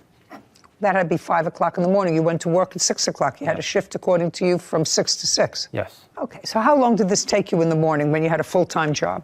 Sometimes. Not sometimes. I want you to tell me how long it took you. Average about an hour and a half a day. So let's say it took you an hour a day. And how many days did you do it? I was with him every day before I got the job. I would go with him every day. I don't care. Okay. For the 3 months, I'm asking you how many days you did it. 45. That be right? In the 3 months, maybe 45 days? How many days did he put out hay? If Trevor fed the cattle 12 days the whole time by himself, I'd be surprised. And I helped him because I was there. You did not help me when Just he a was second. gone.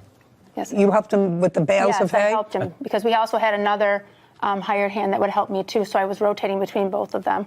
Okay, so let's say he worked 20 hours. Did you pay him any extra money for this work? No, not for feeding cattle. Not feeding cattle. And you didn't have any arrangement with him whereby he would work on the farm and he would get something off his rent? No. Okay, so he has to be paid for that. Sarah Rose, would you look up and see if there's a minimum wage in Michigan? What's the federal minimum wage? I don't know anymore. $15. So the minimum wage is now $15 an hour. That's federal. Yes, ma'am. 15 times 20. $300. Okay, so Mr. Snyder, let's start with you. You are going to get your phone back within 5 days. On your cross-claim against Mr. Snyder, I am awarding you $300 on your counterclaim. That is for the work that you did on the farm. However, we are holding that check until he gets his phone back in good condition. Yes. Do you understand? Otherwise, you forfeit that money. Yes, ma'am. To him. Do you understand? Yes. With regard to the co-plaintiff, I find that you did, in fact, take a loan from her, that you initially did it through a third party, but that you ratified the fact that you would make payments on the loan by two things.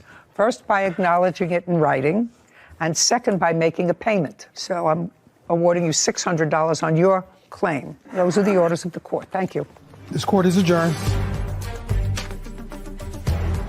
I think they're scam artists. We came here to try to teach him a lesson that when he enters into contract with somebody, the contract is a contract. They're greedy. They want money. They need money. For being greedy, we did a lot to help this guy out. By doing pretty much anything they ask. Well, we've decided we're not helping people out anymore. They're on their own. It's funny because if he didn't send those text messages ratifying the contract that someone else had made on his behalf, he could have gotten away without any responsibility. But when someone makes an agreement on your behalf and you then later either pay for it or admit responsibility that you know you owe it, then you've ratified it and you're held to that, even if you didn't make the initial agreement. See, and then the right thing happened. Yeah, it And did. the right thing happened. It did. So that's good. That's Taking all good. accountability. Yeah. Wood is suing her neighbor, Nathan Moon, for vet bills from a dog attack. Court come to order. All rise. Have a seat, please. Hello, Judge. Case number 2034, Smallwood versus Moon. Thank you. Thank you. Ms. Smallwood, you and the defendant are neighbors. Yes, You ma'am. probably share a common area either in the front or the back. You have small dogs. I think you have a large dog or two. And two of them, yes, ma'am. Hmm? Yes, ma'am, two of them. And it is your claim that one of his dogs attacked your dog on your property. The dog was injured. You want the defendant to be responsible for the vet bills that you had for your dog. Yes, ma'am. How long have you been neighbors? I've been living in the neighborhoods for 23 years. And what about you, sir? Two. Do you own your own home? Yes, ma'am. And you? I rent it. Are you familiar with Mr. Moon's dogs? Not at all, sir. Have you ever seen them before? No, ma'am. You mean in the 2 years that he's been there, prior to this incident, you've never seen his dogs? They live in a back cul-de-sac from where I am. Do you have adjacent property? No, ma'am. He lives maybe about, I want to say almost a mile. Really? Mm-hmm. Is that correct, sir? I guess so. I don't know exactly where her house is either. Well, so you don't have adjacent property. We just live in the same neighborhood. How did your dog get out? Is not an answer. Yes, ma'am. So the one. Try to speak up. I guess it jumped over the fence. What kind of a dog is it? A pit mix. On what day did it jump over the fence? About 2 months ago from today. Has it ever jumped over the fence before? It has. Then you don't have a big enough fence. Well, she climbs the fence. It's not that she just hops over it. She actually literally climbs it. Then you keep her inside. Then you keep her outside if she wants to be outside, and you keep her on a chain. Yes, ma'am. Because if you were aware of the fact that your dog can get out from over the fence, then the dog is not in your control. Correct. On what date was your dog injured? May 10th. Of this year? Yes, ma'am. Did you see the incident? I didn't see it right away, but as I set the dogs out to use the bathroom, went back in the house, put some clothes on, heard a commotion, went back outside, and that's when I seen the first attack. And I yelled at the dogs, and they took off running down the street. How many were there? 2. Were they pit bulls? Yes, ma'am. It's to my knowledge. What color were they? White. Is that the color of your dogs? Yes, ma'am. And they were together. The two of them were together. Yes, ma'am. You say that was the first attack. Right. So your dog was okay. Well, he was laying in the ground, and I ran and put clothes on. I yelled at him. The dogs took off running. I come back out to get him, but he's on the other side of the yard. I have a half acre, so he's literally on the other side of the yard. Your dog or his dog? My dog, after I seen the video. I wasn't sure how he got there, but the animal control say I don't have a case unless I have video. And I looked at the video. Where did you have a camera? In your backyard? In my front yard. It's in You the have front. that video here? Yes, ma'am, I do. I'd like to take a look at it. Is that your yard? Yes, ma'am. And that's your dog, sir? That's my little one, the black and white.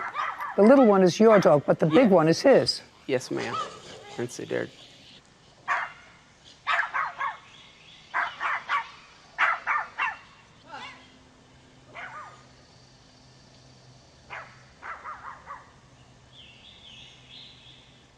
You understand what the problem is?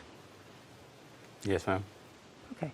So why don't you, Mr. Moon, tell me what the problem is? So I think she was there to prevent it, for one. So there's other videos too, but she came out, she shushed my dogs away, they ran off, and then she went back inside and left her dogs outside with no leash or fenced in. That's in her property. I went back. How do I know what? That's her How property. do I know that's her? There's no property lines or nothing? No, Or- that's her property. Okay, well. That's her property. You live a half a mile away. Her dog could have ran out of her yard. He was like halfway out in the yard or field or whatever that was.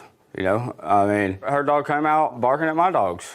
And if he really would have wanted to hurt the dog, then he could have killed the dog if he wanted to. I feel like he was more Just a second, more playing. Just a second that's an interesting statement. He could have killed her dog if he wanted to. Right. That's an interesting statement. Did you see her dog? You know what kind of dog hers is? No, I mean, it's a Little Schnurdicker, right. right? Little one, maybe 5 pounds, maybe 6. 3. 3 pounds. Okay. You think that if her dog, and then you've got a little Pekingese? That's Pomeranian. Pomeranian. Yeah. She's got a little Pomeranian. Do you think that if those dogs got out from their fenced yard, like your dog, do you think if they came across your dogs, they could kill it? Or both of them? You think they could? No. Okay. Let's take it a step further, Mr. Moon, because you're not giving me the answers that I want to hear. So let's take it a step further. Do you think that if Miss Smallwood's 2 little dogs got out like your dogs got out and they came across a toddler playing in their backyard, do you think her 2 little dogs could kill the toddler? Probably not. Could yours? Probably so. Probably so. So do you think that you have a greater or a lesser responsibility as the owner of dogs that are capable of killing a human being? You think that you owe a lesser or a greater responsibility to society as a whole to make sure that those dogs are within your control all the time? Claims her neighbor, Nathan Moon, owes for vet bills from a dog attack. So you think that you owe a lesser or a greater responsibility to society as a whole to make sure that those dogs are within your control all the time? Correct. Well, since then, And, I've gotten, and what you I've gotten told me, rid of- I've gotten rid of both of them now. I'm still venting, because for those people in the world that decide that dangerous dog breeds, those dog breeds that have been deemed dangerous in every state in the United States, and insurance companies won't insure you if you have certain breeds of dogs, and yours are within that little group of dogs. Most insurance companies, unless you pay a very high premium, exclude injury from those dogs. So you understand that you have animals that are deemed dangerous, and you told me 5 minutes ago that your dogs are able to climb over the fence, and they've done it before this incident. Isn't that what you told me? I mean, I have my reporter here who can read it back. Isn't that what you told me? Yes, ma'am. Well, if you agree with me that your dogs are capable of causing death to a human being, and that your dogs have been able to get out from the enclosure that you prepared for them, then there is no question that you are responsible for any damage that your dogs do to another dog, to a child, to an adult. You want to be a fool and own dogs that are capable of killing, you have to be responsible. Just as if you had a wild tiger, you wouldn't leave it out in the backyard in a fence that it could climb, because if you did, you would be responsible if it ate 3 people. Do you know how many people pit bulls killed last year? They just killed another one in New York. A woman ate her. So you want to be a fool and have a dog like that, you're responsible for any injury it causes. I also have pictures of the injury. I'd like to see them. How much were your vet bills, Miss Smallwood? The vet bill was $1,421. And I'm going to tell you this, Mr. Moon. So there's no question you're responsible for her vet bills. No question. But because you told me that your dogs had gotten out before and you didn't remedy that situation, I'm tacking on another $1,000, which is what she's requesting. And while it's not for pain and suffering of the dog, because I'm precluded from giving you that kind of an award, it's a deterrence for people who have dogs that can kill, to keep those dogs under their control all the time. And if you don't want to do that, get a Pomeranian. We're done. $2,400. Judgment for the plaintiff. This court is adjourned. Our dogs weren't on leash or in a fence either. Well, I'm glad she understood the dangers of pit bulls. She was just requesting the vet bills. Glad she seen the case going my way. I mean, she just wanted the money and said that her dog was injured. Just hurts my heart still. I wish I could have had more control over my dogs. To see him, slung around like a rag. Man, sorry. Contain your animals.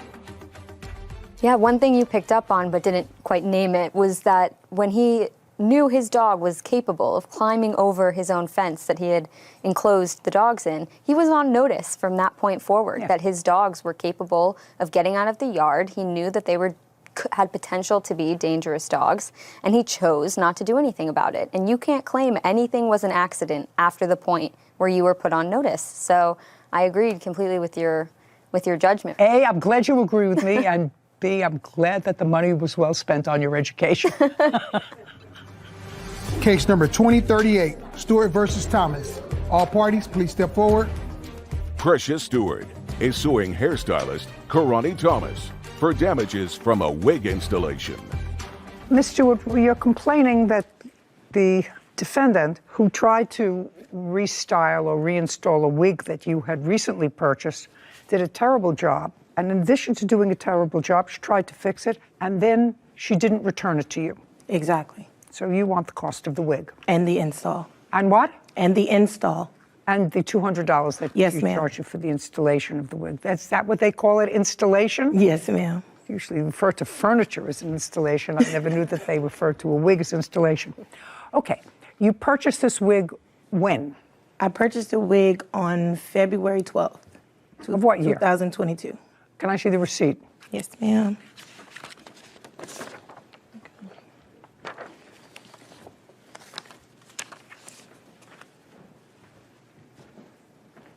Okay, and you paid $697 for it? Yes, ma'am. And have you bought wigs from this particular outlet before? Yes, ma'am. That's not her outlet? No, ma'am. And did this outlet where you purchased the wigs from, did they also install it? Yes, ma'am. And when did you install the wig that you purchased? The first time that I installed it was March 3rd. What did you do with it between the 12th and the 3rd? You said between the 12th? 12th of February and March 3rd. Well, she had it. Who had it? The lady. The other lady? Yes. What did she do with it? She just held it in because she installed it for me the first time.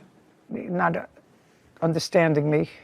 You purchased it on February 12th? Yes. Did you use it or did you not use it between February 12th and March? Didn't use it.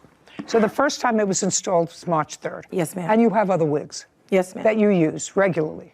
The first time it was installed, according to you, it didn't look right. And you thereafter contacted the defendant.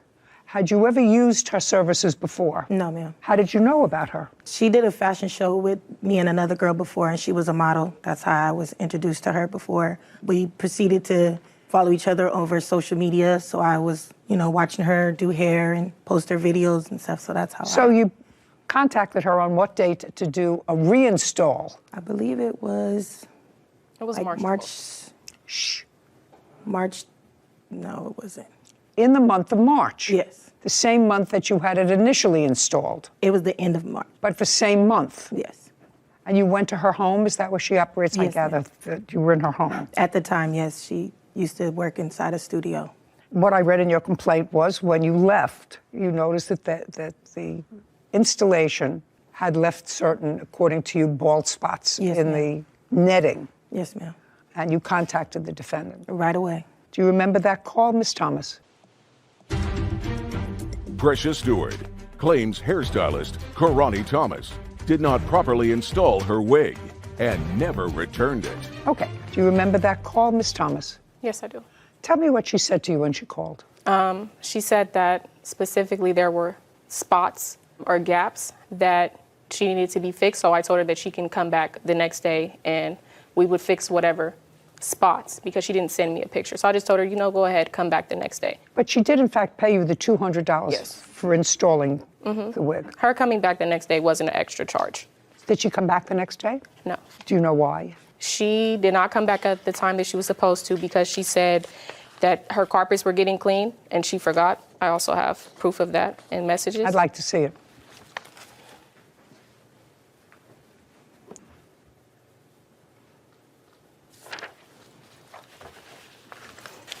Thank you.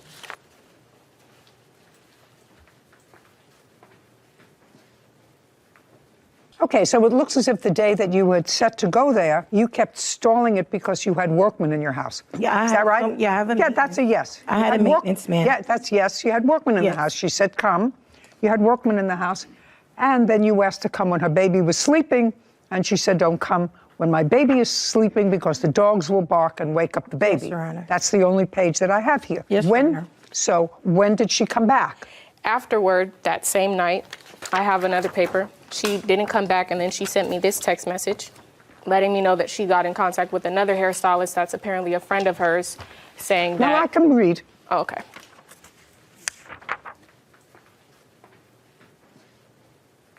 Okay, so what you say in this text is that you showed the wig to somebody else. Yes, Your Honor. And they told you that it couldn't be fixed because too much was plucked away and whatever. Too much of the lace was removed. And you want a full refund and a wig replacement. And then you say, I hate this because you're a very sweet person, very talented. I'm not sure how we got here. I'm going to proceed with removing the wig from my head. I'll bring it to you so you can see if there's any saving possible. Thank you and sorry for the inconvenience. When did you do that? The same day. Okay, so you brought it to her. No, I didn't bring it to her. I told her that the same day that I was... No, when did you bring it to her? I brought it to her the next day. Okay, so that was still the end of March, or was that the beginning of April? I believe it was still the end of March. It was March 26th. So you brought it to her, and what happened? I brought it to her. She said that she would try to fix it. She then proceeded trying to fix it. She sent me photos of what she tried to do, which wasn't really much of anything because it still looked bald, as I have a photo right here. Still looked the same way that it looked when she took it off. When she put it on. Also, I have these photos as well as what it looked like the next morning. Looked like it was disintegrating off my head. That's a proper install the next morning, a few hours. Just looking. Doesn't do that. Okay. Okay. I see them. Would you show these to the defendant, please? She's here. Yes, I have them. You have them? She sent that to my phone. Okay, great. I'll take them back now. Thank you, Kevin. You're welcome, Judge. Okay, so you had a dissatisfied customer who wanted her money back. Right. What did you do with the wig? Because you now had the wig. Right. I reconstructed the wig. So after we What did you do with it? She told me she sold it. Sorry. I didn't ask you anything. Sorry. What did you do with the wig? It had been over 2 months since we had in contact with each other. I just got rid of it. How did you get rid of it? I threw it away. Why? because I had spent money that went to waste and I replaced it. I couldn't do anything with it. What do you mean replaced it? I replaced the frontal that she said I made bald. So I spent my own money. I reconstructed it by putting a new frontal on the wig. I have messages of her agreeing, saying that the new work looked good, and she would not come pick the wig up because I wouldn't do another install on her head. May I see those? I assume those text messages go into April and May. Yes. Okay. And so we're not that far away. And I would assume that the wig doesn't take up that much room in your house. Well, she didn't come back until June. It doesn't matter. With the police. What does that matter? She said that she didn't want it anymore. Good morning, Boo. I will be home tomorrow. Okay, I'll get back to you, take pictures of well. Okay. Well, in any event, you had no right to either give it away, sell it, throw it away until this matter was resolved. So you owe her first the $675 that you spent for the wig. May I speak? You can speak all you want, but you owe her the $675 that you spent for the wig. You had no right to throw it away. Even with her saying that she didn't want it anymore? I never said I didn't want it, though. But you did. I have proof of that. You said I did. I said I didn't want it. Are you talking to each other? If you talk to each other, then I dismiss your case. Do you understand? Sorry, Your Honor. Bottom line. So if you have proof that she said to you, you can discard the wig, then I'll say, I don't want that wig anymore. You owe me for the wig because you ruined it. That's a different story than I don't want it anymore. Okay. Do you understand? Can I find that? Absolutely.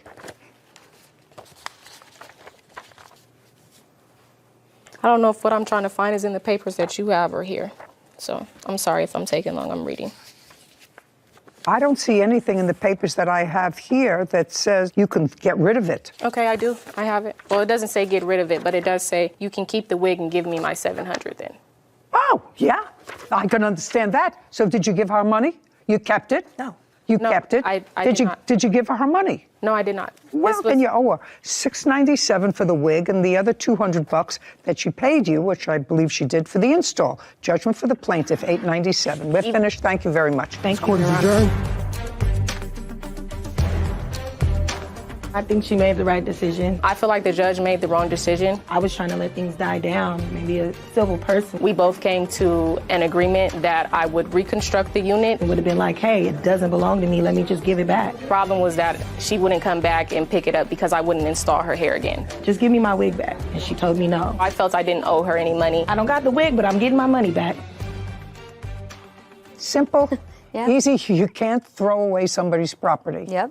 The only thing that I was amazed at in the complaint, Sarah, is that she sat there for 5.5 hours while she had this wig installed. Yeah. Beauty is pain. I cannot imagine sitting someplace 5.5 hours without leaving with a baby or something. Yeah. I don't know. That's the things women do for beauty. Tiffany Nelson is suing her sister, Brandy Maida, for property damage, harassment, and lost work. Court come to order. All rise. Have a seat, everyone, please. Hello, Case number 2006, Nelson versus Mata. Thank you. You're welcome. Miss Nelson, this is your sister. Yes. How old are you? I am 42. 43, almost 44. Oh, so are you the only two sisters? We have some half sisters, but yes. But you're the only two full biological sisters. Now, there came a time, Miss Maida, that you moved into your sister's home. Yes. Is this a home that you own? Yes, we built it. In what year did you move into her home? That would have been 2018. Who else lives in the house from your family? My disabled mother, my husband, and my child. So your mother lives there? Yes, I take care of my mom. Tell me why you moved into your sister's basement, Miss Maida. In 2015, my oldest son was in a tornado and suffered a severe brain injury. So when my sister Tiffany and her husband were looking for new houses, they offered to build an apartment in their basement so that we could live with them and get out of our mobile home. So when they built this house, it was built with the intention of us living in the basement. Is that correct? Yes, but for a year, because I do take care of my disabled mother, and the intention was for her to be in the basement eventually so that she doesn't have to use stairs. Was the original agreement with your sister that it would not be a permanent move, but one that would last for about a year? It was agreed that it was not a permanent. There was not a date set, though. Okay, but it was agreed it was not a permanent, and you Correct. did not have a written lease? Yes, we did. We do have a lease. You did. I'd like to see it. We had a month-to-month lease that I have as well. This is the current lease that subsides the other lease. Okay, initially a month-to-month lease, and what month and year did you have her sign? I have it right here. It's dated July 14th, 2018. So this is a 6-month lease that ended January 31st. Correct. The rent was $800 a month? Yes. So this last lease was for your sister, her husband, and 2 children? Correct. I only ask that question because if my reading of your complaint was correct, you say that she moved her husband in without your consent. So when we first agreed to let her move in 2018, she was divorcing, and the agreement was that her and her 2 sons could move into the home. He had nowhere to go, and she wanted him to move in. So because In what year was that? That was still 2018. So that was still 2018? Yeah, so we let, All right, so we you let him live there. And since then, you'd signed different leases with her, with him on the property? Correct. Okay, so then you acquiesced to it. When you were in the apartment, did you have pets? I did, How many pets did you have? 4 dogs. But then subsequently, some had passed away, so at the end, we only had 2 dogs. Okay, well, at the signing of this lease, you had 6 pets, consisting of cats, dogs, and no other pets being allowed. Correct.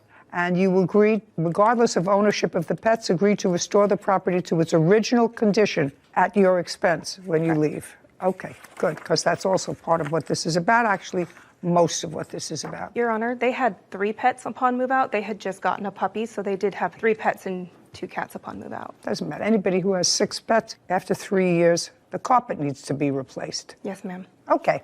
Now, your sister began to move out when? In what month? She moved out on the 1st of February, 2022. Pursuant to your agreement? Correct. And it is your claim that she left the premises in condition that required you to spend close to $10,000 to put it back into shape? $6,500.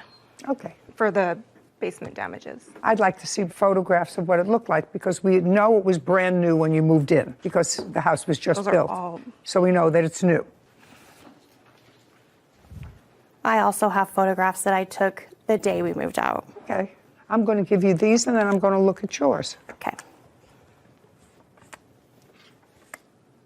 Okay, so there's no question you have to replace the carpeting. Right. You understand that. Did you replace the carpeting? No, I had not had any contact from her. Do you have the bill for the carpeting? I replaced 1 room already, and I have that, and then I have the estimate to replace the other carpet. Okay, I'll take a look at that. And that's the main thing that I see in the apartment that has to be done from these photographs. Okay, did you leave a lot of food in the refrigerator and all kinds of stuff in the refrigerator? No, so what happened was the refrigerator... Just the answer is either yes or no. Did you leave a whole lot of stuff in the refrigerator? No. Anything in the freezer? No, there was no fridge or freezer. And cabinets, did you leave anything in the cabinet? I'm just looking because there's a picture here of a whole bunch of food. Right, I hadn't finished moving out. My question, but yes, there was my there. question is, you were supposed to be out by February 1st. On February 1st, was there food in the house? Yes. Okay, and it should have been moved. Whether you moved out yet or not, you were supposed to be out by February 1st. Okay, I'd like to see those.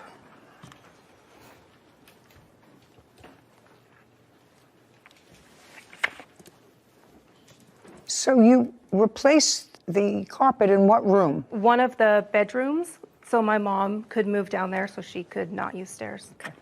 Sarah, add these 2 figures and have them for me, please. And I don't know what this is a photograph of. So the bags that were left in the home, there was ice cream that was left in those bags, and it had leaked on my flooring, and we moved it outside.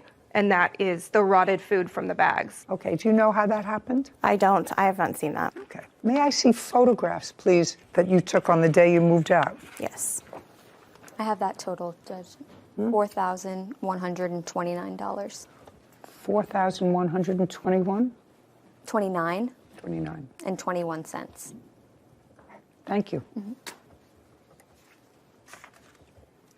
Is this after the carpet was taken out? Yes. Kevin, can I please see the photographs that she took?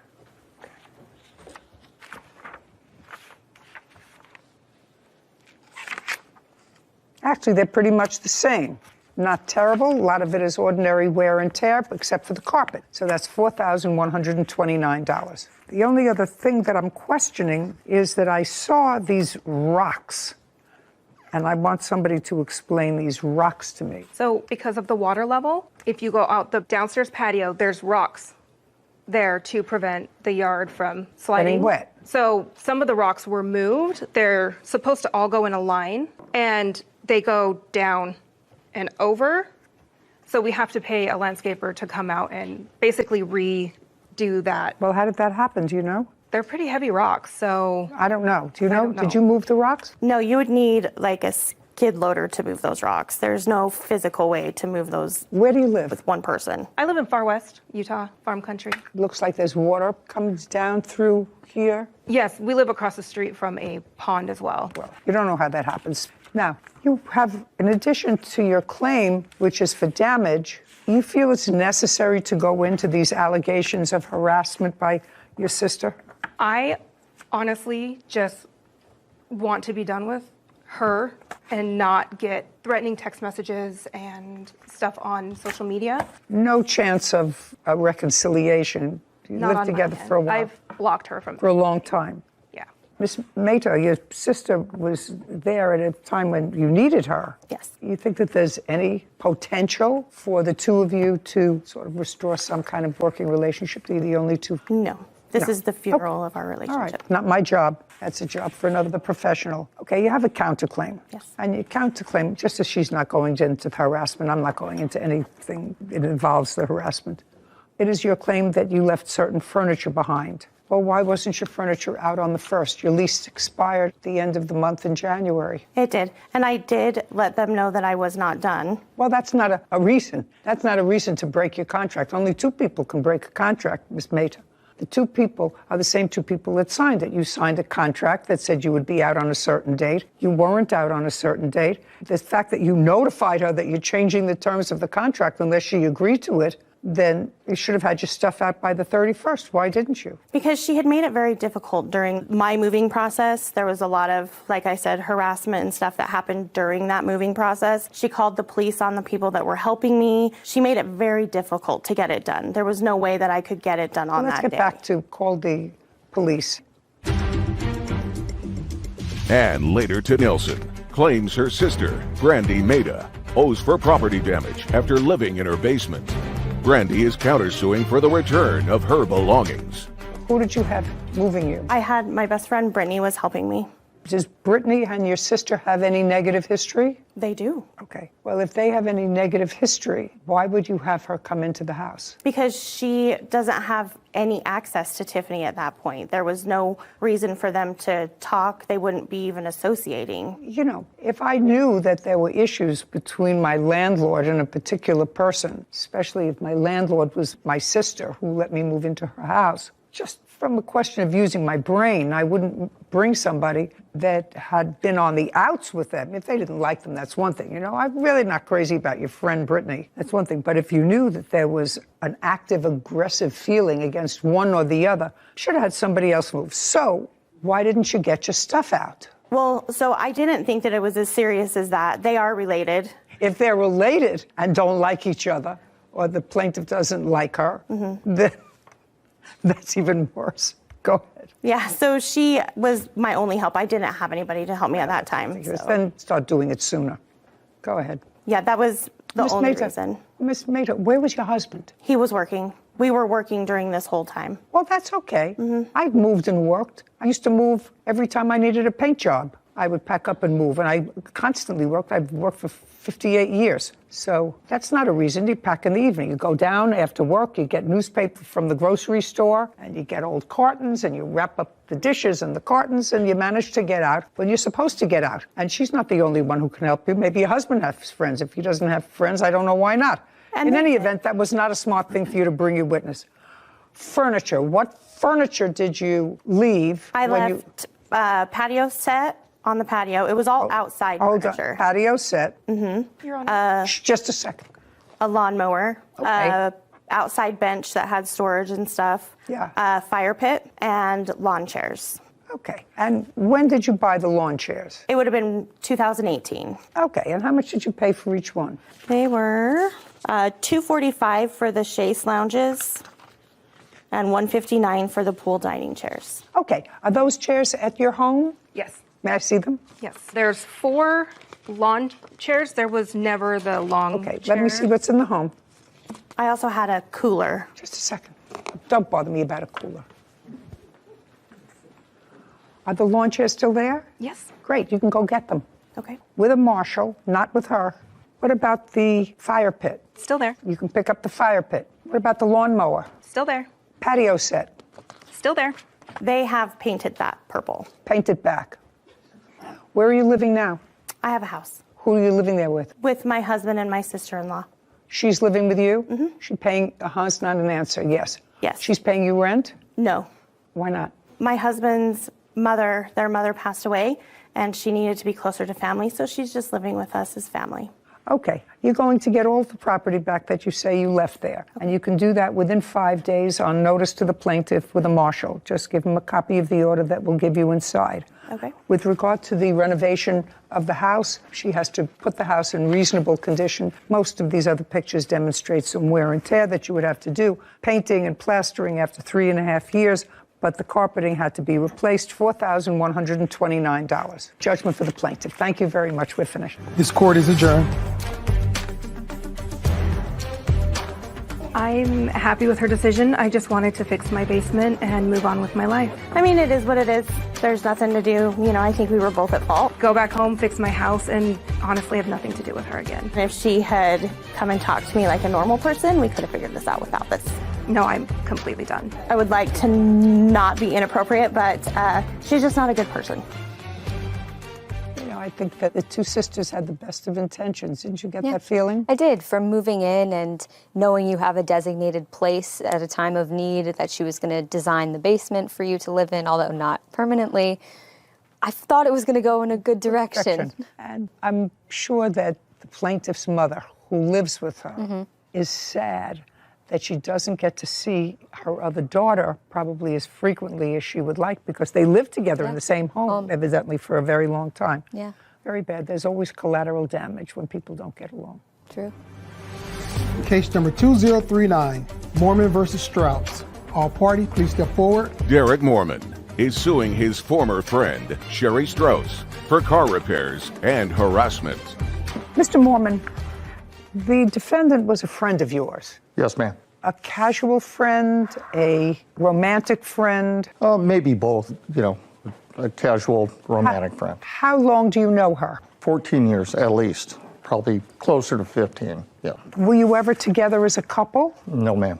And it is your claim that because she was in financial trouble, you extended a loan to her to fix her car. Yes, ma'am. That's what this case is about. You also say she harassed you, but most of this case is about the loans to fix her car. Ms. Strauss says that you did, in fact, work on her car, but you caused more damage to it than it originally had. And she is counterclaiming for car repairs that she has to make because of work that you did on the car. Who is this person? My fiance. Okay, he's not a mechanic. No. And who is the woman? She is the property manager of the motel that I'm living in. So you don't have a mechanic to testify today to anything? No, I do have. The answer is no. No, but I do have an estimate. I don't care about an estimate. Okay, so I would like you to tell me, Ms. Strauss, when did you start to have trouble with your car? March 2nd of 2022. And where were you living at the time? I had just moved into the motel. Had you been spending any time with Mr. Mormon? Previous to that, no. Previous to March of 2022? That's correct. After March of 2022, did you spend any time with Mr. Mormon? I did, yes. Did you stay at his home? I went there occasionally, yes. No, but I'm asking, did you stay over at his home? Yes. Okay. And when you started to have trouble with the car in March, when you hadn't been staying at Mr. Mormon's house, did you call him and let him know you were having trouble with your car? I did as a friend, yes. And what did you say to him, and what did he say to you? I just told him I dropped my son off at his taekwondo, and we were trying to leave, and my car was not working. And what did he say to you? That he will come and and help me. And help you? Yeah. That was on March 2nd? That was on March 2nd, yes. And did he come to the motel where you were staying? No, he did not. Well, how did he come and help you with the car? Because my car was at my son's taekwondo, so he went there. He came to where you were? Mm-hmm. And did he take your car someplace? Not on that day, no. What did he do on that day? On that day, he took me and my son home. So that was March 2nd. Mm-hmm. Keep going. March 2nd, March 3rd. And then on March 3rd, we ended up having my car taken over to O'Reilly's. Well, we got a battery. How much was it? It was $167. Who paid for it? I did. So then you were driving it again? Mm-hmm. It's not, yes. Correct. Okay. And when was the next time there was difficulty with the car? Then the next time was March 7th. It died again. So on March 7th, the car died again? And what did you do? Then on March 7th, I called him and told him that something's wrong with my car again. Now it's not starting again. Okay. And tell me why you called him. Because as a good friend, like I said, we've been friends for 15 years. As it is, I don't ask anybody for help. I usually try to do everything on my own. But, Okay, so you called him and said the car died again? Yep, but he had made it known that he was knowledgeable about cars, so I figured that maybe he would know what was going on. You know who else is knowledgeable? Mechanics. Mm-hmm. Says his former friend Sherry Strauss owes for car repairs. Sherry is countersuing, claiming Derek damaged her car, trying to fix it. Okay, so on the 7th, you called him again and said, I'm having trouble. What did he do? Then on the 7th, I had to go to work, so I had another friend take me to work. He came and picked me up from work, and we took my car back over to O'Reilly's, took the battery out, had them test it. The battery had been drained. Figured it was the alternator, got the alternator. He put the alternator in. Who paid for all of these repairs? That's what it's about. I paid for them. So what is he suing for? Because later on, my brakes and rotors went out and I got a flat tire. So at that time, yes, I did call him and let him know. On what date was that? That was on April 16th of 2022. Okay. Well, right now it's gone on the fritz on the 2nd, the 7th, and April 16th. Mm-hmm. So that's a lot of aggravation. So on April 16th fiasco with the car and the repairs, how much was that? $234. Who paid for that? He said that he would pay for it. He originally told me that his mechanic would allow me to make payments. And when we went to go pick it up on April 22nd, found out that that was not the case. Okay, so he wasn't going to allow you to make payments, No. which mechanics usually don't. So how much was the bill? So the bill was $567.91. And he paid for that because they wouldn't let you make payments? He paid for that because he knew I was... No, gonna have not to he buy. knew. You were originally going to pay for that and make payments. Yeah, I was gonna Just a make second. payments. You were originally going to pay for it and make payments. Mm-hmm. You found out that you couldn't make payments, so he said, fine, I will make the full payment to the mechanic. Yeah. But it was always your intention to pay for the repairs of the car, only you wanted to pay for it in a slower fashion. Right, I was going to make the payments to the mechanic, yes. Right, okay. Yeah. What I want to know is, did you pay him back any of the $567? I gave him $300 to help him with rent, but Just a second. Tell me when you gave him $300 for rent. I gave him the $300 on April 29th. That was after you picked up the car. Mm-hmm. Is not an answer. Yes, ma'am. Did she give you $300 for rent? No, Your Honor, I don't need anybody to help me pay my rent. Do you have any proof that you gave him $300 for rent, a withdrawal from a bank or anything? No, I don't, Your Honor. Okay, so far you owe $567. Is that what you paid for her in April? No, Your Honor, I paid $674.76. May I see it, please? Yes, ma'am.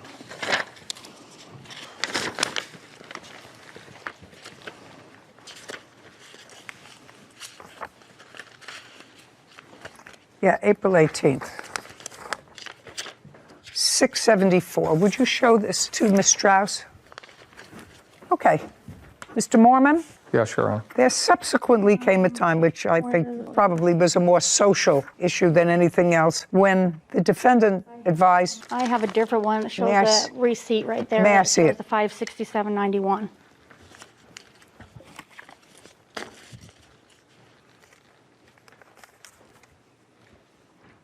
Well, I actually am not understanding this. He paid for this with his Visa card. Mm-hmm. Is that right? That's correct. Could you explain this to me? This is your Visa card. This is the same invoice. One of them is for $567.91, and the one that you gave me, the same invoice number, is $674.76. Sarah, would you do me a favor, please? Sure. Would you add up? From both or just the top one? Well, Let's start with just the top one, for which there is a Visa receipt.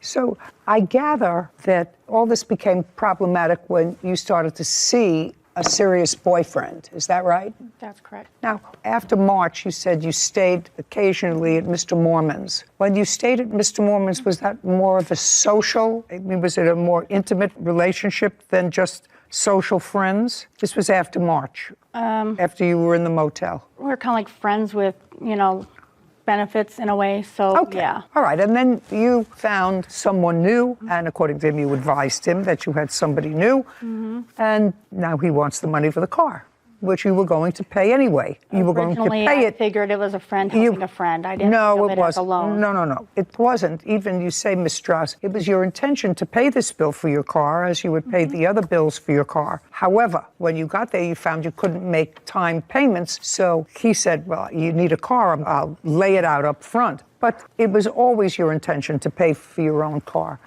Do we have a... That is the correct number. And then at the bottom, that totals. And then the additional to bring you to 567 is the tax. Okay.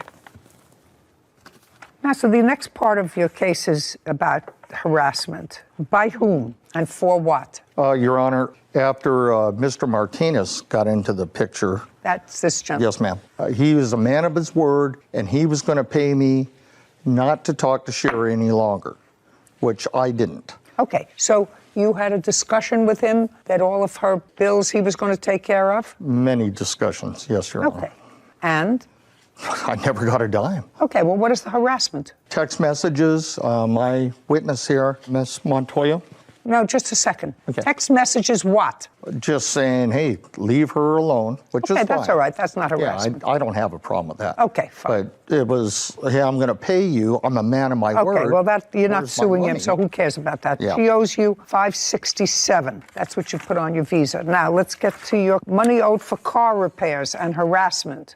Okay. Now, you don't have a mechanic here, so what your claim is that whatever he did to the car, he didn't do well, so you had to take the car, or you're going to have to take the car to another mechanic. I don't care. You would plan to fix this car yourself. The problem was with payments.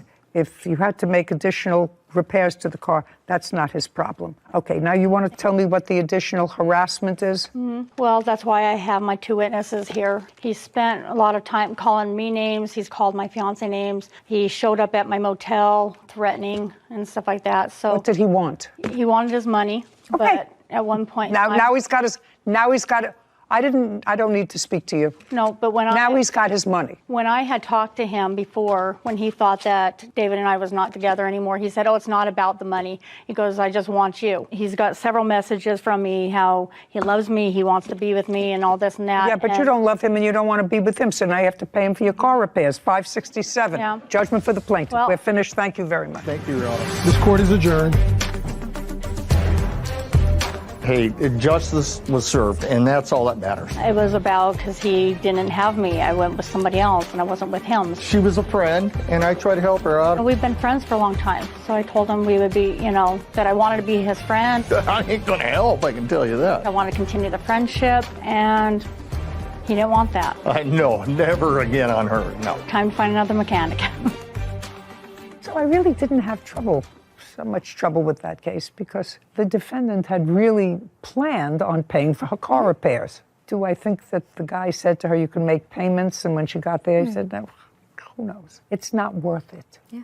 He felt used. Which I think is valid. Which, give somebody money, and then you've had sort of a friends with benefits relationship, and all of a sudden you got somebody new, and you're driving around in a car that you paid to repair. Anyway, it was simple and easy. It was. They're not all that easy. Right. Jimmy Davis is suing motorist Micaiah Begum for property damage to his house from a car accident. Court come to order. All rise. Have a seat, everyone. Hello, Judge. Case 2157, Davis versus Bigham. Miss Bingham. Yes, ma'am. You hit Mr. Davis's house. This is wall, retaining wall. Wall. Yes, ma'am. You hit his wall. Yes, ma'am. With your car. Yes, ma'am. It damaged his wall. His wall didn't move. His wall didn't come up on you.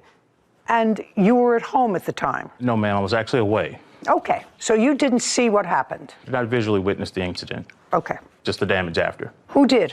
There were several neighbors. One of my neighbors called me. You have no witnesses here today? I do not have any witnesses with me today. They could not. Do you have a police report? Yes, ma'am, I do. I'd like to take a look at it.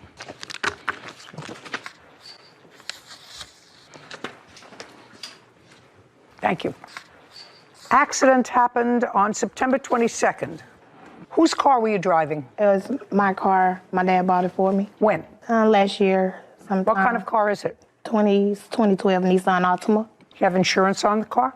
I have insurance. Did you have insurance, and you're going to tell me with whom, because that you can check, on September 22nd of 2022? Yes, ma'am. You did? Yes, ma'am. With whom? Direct. Okay, let me see that you had insurance. Do you have proof that you had insurance on the car? Well, I have the policy. Were you current on payments for the policy? Yes, ma'am. Okay, so you had insurance. I'm just wondering why your insurance didn't cover this accident. No. What time did you hit his wall on the 22nd? It was around 4:30, 4:45-ish. In the afternoon? Yes, ma'am. Where were you going? I was on the way to pick up my uncle to go to my son's football game. Okay, so Miss Bingham, tell me what happened. I was getting off the interstate. I turned right. I was coming up to the light. As I was going to the light, I never seen the car. Go to the chart and explain it to me. Okay, so this is 28th. I got up the interstate. This is me driving straight to the light. As I was going straight, just how it happened, a car comes out from over here, Haley Park. It hits me. It caused me to go left, but I was in this lane. It was going to cause me to go left and hit the cars in these lanes. So I turned right, and I ended up in his yard to avoid a collision. Do you have photographs of the rear damage to your car? It's right here, but you can't see. I guess they cropped out most of it. I want to see the damage to the right If I may. driver's side. Yes. I have some photos that might be helpful. I'd like to see them. These are the car, and these are other damages as well.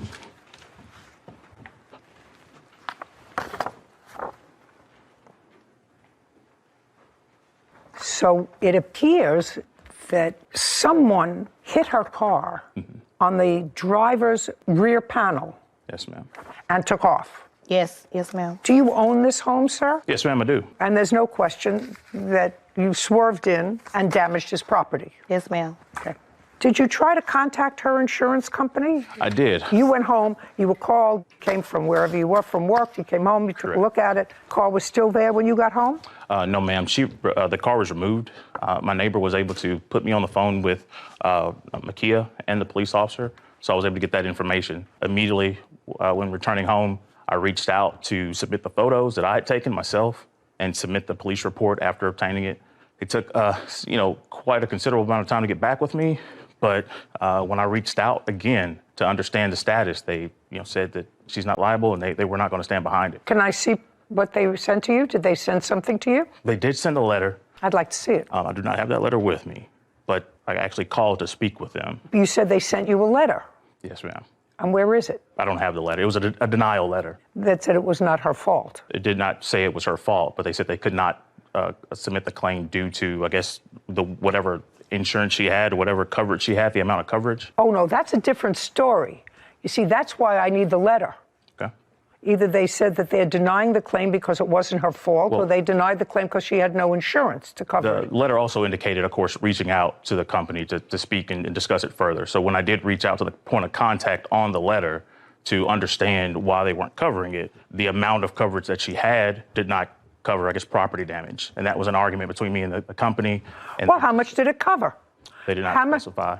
Oh, well, They simply denied it and pushed it away and actually hung up on me. So there's no denying the car's there, right? Yes. No denying the accident. No, I do understand you. Do you have homeowner's insurance? I do have homeowner's insurance. Did you put it in through your homeowner's insurance? Consulted homeowner's insurance, and they suggested that I work this out, me personally, instead of taking the hit on my homeowner's insurance as a victim of this accident.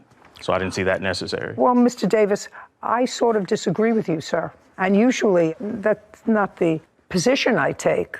But if I am to believe Miss Bingham, and based upon the evidence that you presented to me, it clearly demonstrates that she was hit. Her vehicle was a victim of a hit and run, her vehicle was hit, which caused this accident. There is no indication anywhere in the police reports that she was speeding, that she went through a light. Based on her own testimony, she swerved in my direction to avoid hitting other cars. Well, wouldn't that be smart?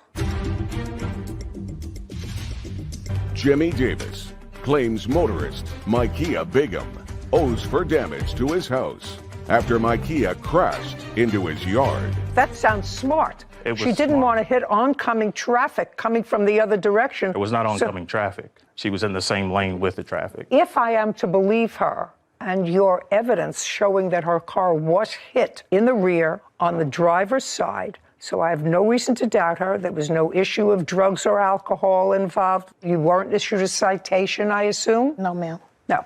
Then if her insurance didn't cover it, your homeowners will cover it. Sure. And you should go through your homeowners. My homeowners covers that, and that's a penalty for me, and I'm a victim here. So is she. Crossed over. Just a second. So is she. I understand. If I am to believe her, and I believe her, so is she. I understand. So but what I think you have to do is go through your homeowners, not Miss Bingham. She can't find the other driver. I mean, it would be different. That's her responsibility. No, sir. She is a victim of a hit and run. She has no way, unless it comes out of her pocket, of compensating you.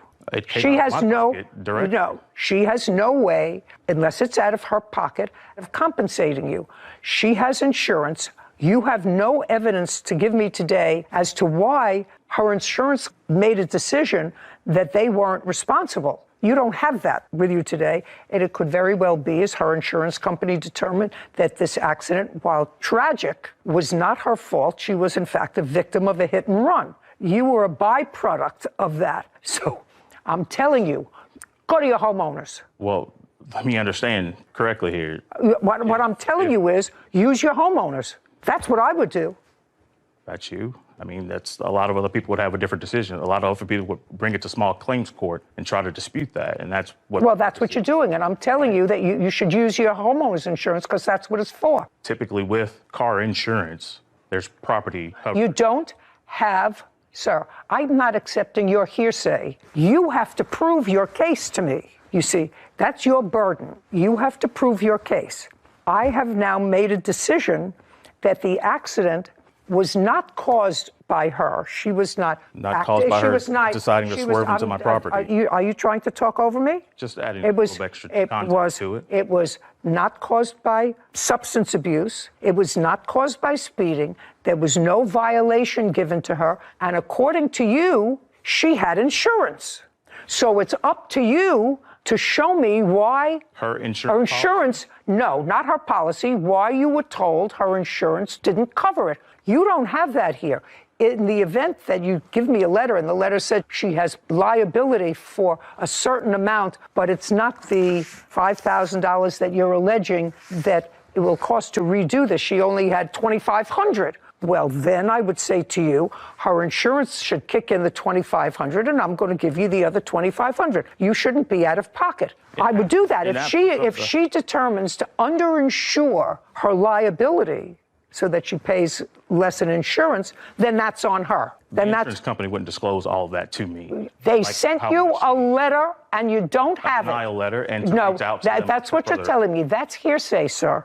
Okay. That's hearsay. It's not hearsay if you bring it in to show it to me. Understood. So what I'm telling you is this is an incident where, in my judgment, you have two innocent people who were both victims of an irresponsible driver. And if her insurance company, for some reason, and I don't know what it is, that's for her to take up with her insurance company. I don't know whether she's underinsured or whether they determined, after looking at the same things that I determined, that the accident wasn't her fault. So you can't tell me what they wrote because you didn't bring that letter. And we're talking about something that you got a month ago. Understood. Okay, good. Then you go through then go through your homeowners because your case is dismissed. We're done. This court is adjourned.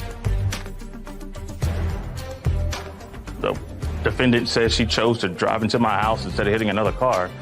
Both are equally as dangerous, and that cost me. I didn't want to hit 5 or 6 other cars, so I just did what I thought was best. You know, I found out because it's a very public street. Many people know that community, so people reached out. It was just everything happened so fast. I can't explain the energy. Was just like, I'm stuck. You know, my car just got stuck, and I was just like, hey, I'm just glad I didn't hurt anybody else. because they saw that it was a very horrible accident. That's all. I was happy I was still here. Not the car, not the house, me. I'm glad I'm still here to go home my son. No, the plaintiff really hurt himself with those photos of the defendant's car, and he didn't even notice. I don't think he even notices still.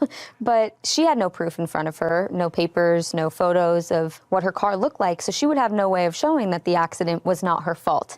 But he proved that the accident was not her fault based on the photos of the car and just the situation in which her car got hit. But that's the reason that people have insurance. So I agreed with your sentiment about use it. That's its entire purpose. And I think that if he would have come in here and said, okay, I will put it through insurance, but I have a $5,000 deductible, I felt like you might have been more inclined to give him a portion of that, since neither of them were really at fault. They were both victims of a hit and run. But I would have respected that more if he had chosen to use his own homeowner's insurance as opposed to going after another victim. She wasn't at fault, and he knew that. She really wasn't at fault. Yeah. She really wasn't at fault. And as we discussed a moment ago, the suggestion that she should have gone into the to the left where there was an oncoming traffic rather than veering to the right and hit something that was a stationary object. It was definitely the safer option. And in that second moment, she was lucky that she made that decision. You never know. Someone else could have lost their life. Right. Case 2153, Fawless versus Mixedbach. All parties, please step forward. Elizabeth Fawless is suing her former friend, Christy Mazenbach, for 2 kayaks and an assault. Miss Fawless, it is your claim you and the defendant were friends, been friends for a while. Yes. Your allegations are twofold. First, you say that the defendant assaulted you after a party. Yes. You weren't injured as a result of that assault. You didn't seek medical attention, but you said you had some scratches and that she hit you. Yes. Okay. Elizabeth Fawless claims her former friend, Christy Mazenbach, owes for 2 kayaks and an assault. There was no medical treatment. There was some drinking that went on that night. Yes. But the thrust of your complaint is that you gave the defendant 2 kayaks that you had purchased. Correct. Because the defendant has a piece of property and you didn't have a place to store them, and you asked if you could store them at the defendant's home. Correct. She said yes. You're no longer friends after this kerfuffle that took place after a party, and you would like the 2 kayaks back. Correct. When did you purchase them? I bought them on April 29, 2020. From whom? This lady and her mother were selling them on Facebook Marketplace. They were moving out of state, and her mom couldn't take them with her. So I have the messages of those 2, but I bought them on Facebook. And how much did you pay? $320 or $350, sorry. For both of them or each? For both of them. And when did you begin storing them at the defendant's? I brought them over the next day after I bought them because I live in an upstairs apartment. I had nowhere to keep them. So she has a house that she lives in, so it was a better situation for them. Where are you living now? I still live in an upstairs apartment. Where are you going to put the kayaks? I was planning on storage or maybe find a family member who has a home to take them to. But to basically probably buy a storage. That's pretty expensive to keep them in storage. If you paid $350 for the 2 of them 2 years ago. Have you used them in 2 years? I bought them this year, this April 2022. Oh, 2022. Sorry, yeah, 22. Okay. Have you used them? Yeah, I use them often with my daughter. She's 5 and autistic. Have you used them with the defendant? No. Have you used the kayaks? Personally, I have not yet. I haven't had the chance to. Just a sec, you have not? I have not yet, no. Okay, you acknowledge the fact that the plaintiff, who was then your friend, brought them over for you to store. You're not friends anymore. She wants them back. Why not? So I would like to kind of go back to the beginning where like the assault happens, just so that you can kind of understand. I'll get to this. Okay. The assault is not the important part of this case. Okay. So the kayaks, originally, it was a deal that if I was to keep them at my house, that we could both use them. When she wanted them back, I just didn't necessarily feel like that was fair because the original agreement was that they were kind of almost both ours. I just didn't have the opportunity to use them yet. Okay. All right. Well, now you're not friends anymore. Now she wants them back. So she's going to pick up the kayaks within 5 days. If you don't pick them up within 5 days, you're out of luck. Do you understand? I understand. Okay, good. So within 5 days from today's date, we'll prepare an order. you can pick up the kayaks. Now, you want to proceed with the assault part of your case? Yes. Okay. Show me pictures of what the injuries were that you sustained. I don't have any photos. I had a different phone at the time. And Just a second, so you don't have any photos. Do you have any medical reports? I don't. Okay. This alleged assault happened on what date? It was August 17th, 2022. Were you both out that night, or were you having a party in a house? So what happened was her girlfriend had cheated on her and they broke up, and she invited me and a couple other friends to the home where we were there. My daughter was also there, where we were hanging out, we were talking, trying to have a good time because she was having such a bad time. And I ended up falling asleep at some point. I went to go sleep with my daughter in the room. Everybody had left maybe around 12 a.m. And she came into the room wanting to talk, wanting someone to be there with her. But I was asleep. I'm not a very happy person to be woken up to. So I told her no, like we'll talk in the morning. She wasn't okay with that. She started getting mad, so she started getting upset, and my daughter was next to me, so I was like, well, then I'm gonna leave. And so I tried to walk out. She grabbed me, she threw me to the ground. She's stronger than me, so she was on top of me. I was scratching, hitting, pulling, trying to just get away. My daughter was screaming and crying. She's autistic, so she doesn't really understand what was going on, but she was highly upset. She was screaming no. And I was eventually able to like get up and try to leave. She followed me to the garage. I just tried to push and try to just get away from her, but I don't think she really remembers everything, and it just happened so fast. But I was finally able to leave and get out the home with my daughter safely. Okay, good. Okay, bad behavior. Bad behavior. I agree. Bad behavior? Okay. I wish I had a photograph. Okay, within 5 days, pick up your kayaks. Are we done here? Can I explain my end or no? What? Can I explain my end or no? You did explain your end. You said you didn't think it was fair when she wanted her kayaks back because we were going to use them together. But now you're not going to use them together because you don't like each other anymore. So you're not going to use them together, so she's going to get them back. Alrighty. Great. Perfect. Thank you. This court is adjourned. There was a lot more to the story than happened, but unfortunately, I guess the best outcome would be just to go ahead and give her back her kayak. So it shouldn't have gone to this point. I should have got him back after the incident. It should have, for adults, it should have went way smoother. There was a lot more insult that happened, like on both ends. It wasn't necessarily the whole full truth. I think she's just going through a lot with whatever she's going on with her ex, and just I feel like it just got taken out on me. Because we were like sisters before, and things just kind of, go south, and unfortunately, we lost our friendship over that. So we've been friends since middle school, so I don't know what the future holds, but I hope maybe one day we can talk and we can work things out. Only time will tell.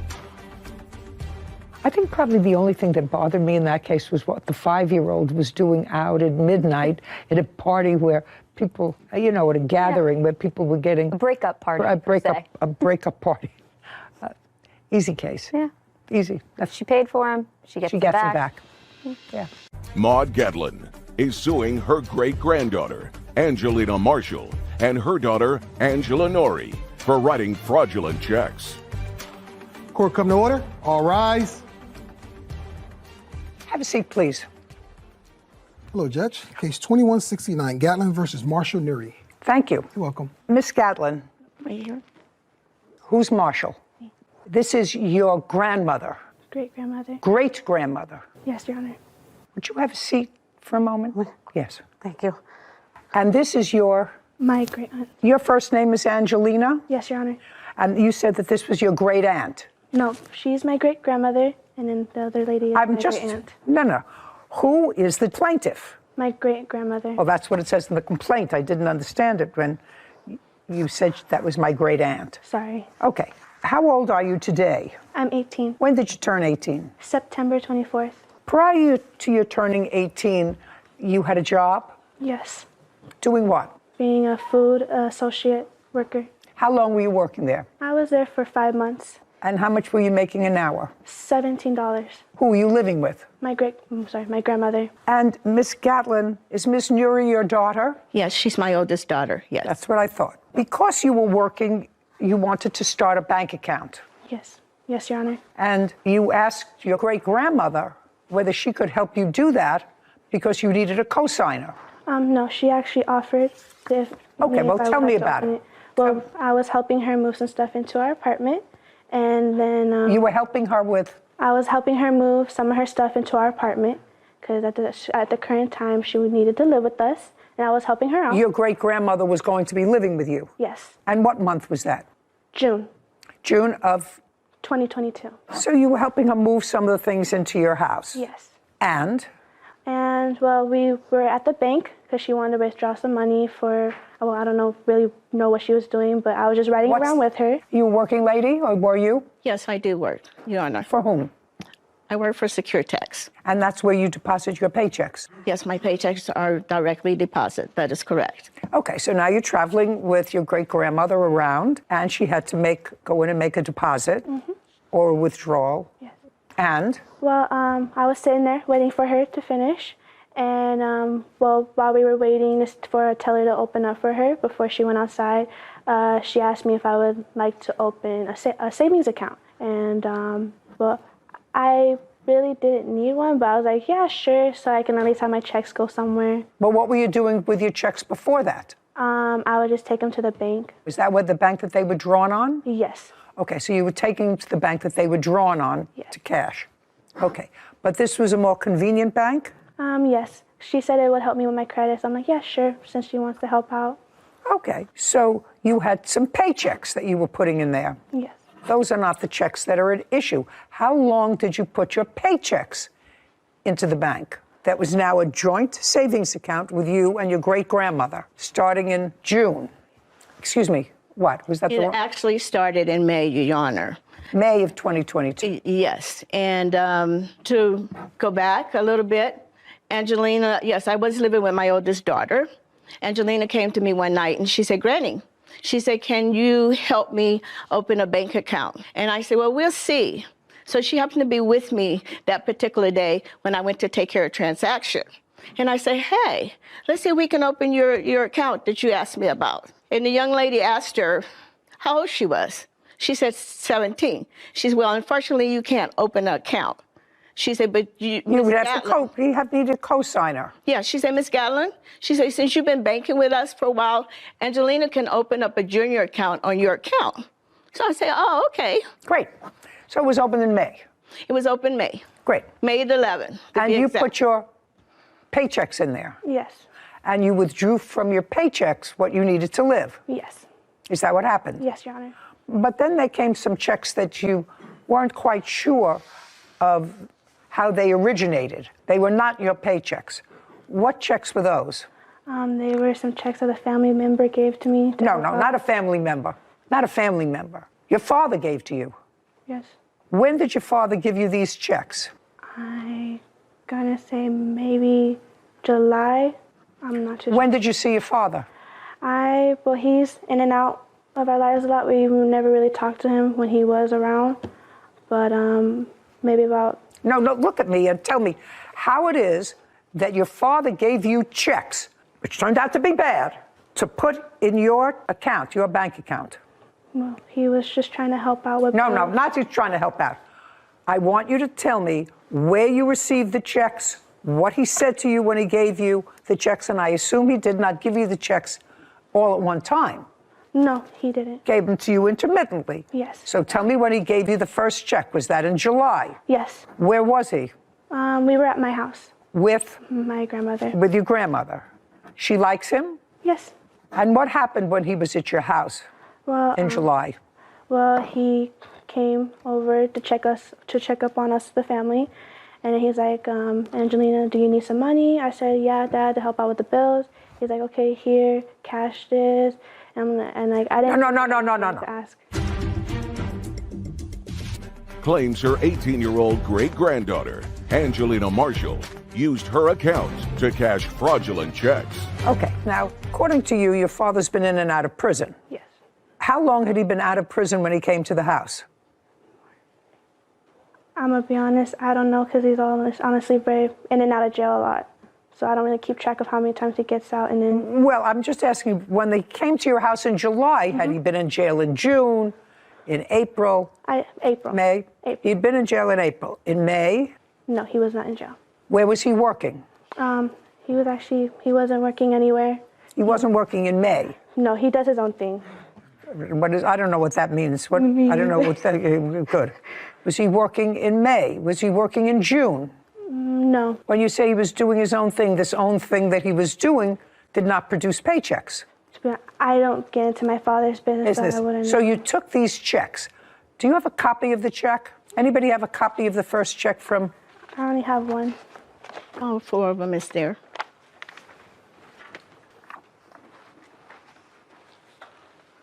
Well, first of all, I don't see any signature on here. On the first one, there isn't. On the 3560, Your Honor, there isn't. No, on 600, 1200. There isn't any signature on any of them. It's just that she wrote her name on it and screenshot them into the accounts. Now. And I do have the breakdown. I'm sorry. Just a second. Okay. I do have these checks starting to be deposited in August, one on the 11th, two written to you on the 16th, from a Suzanne, and they're made out to you, right? Yes. You're not a stupid person, right? No. I want you to tell me who Suzanne is. I wouldn't know. I swear my dad just gave them to me and told me to cash them. Well, Miss Marshall, you have checks that are made out to you from a person that you don't know, not from one of your work checks. It's made out to you. It's signed by somebody who you work for. It indicates the number of hours on the stub. Do you know what I'm talking about? Yes. This is written by somebody that you have no idea who it is. Now, a person with a modicum of intelligence that has an unsigned check would say, who is Suzanne? Are you telling me that you didn't ask that question? No. No. Now, when you signed the checks, because they had to be signed, right? Yes. Whose name did you sign? My name. Well, the checks are made out to you, which means you could have cashed them. Am I missing something? So her name was docu-signed on these checks, and she merely endorsed them? Is that what you're telling me? Basically, what I'm seeing from what the bank told me, she put her name on it, put the amount that she wanted to withdraw, did a screenshot, and got the money. Okay.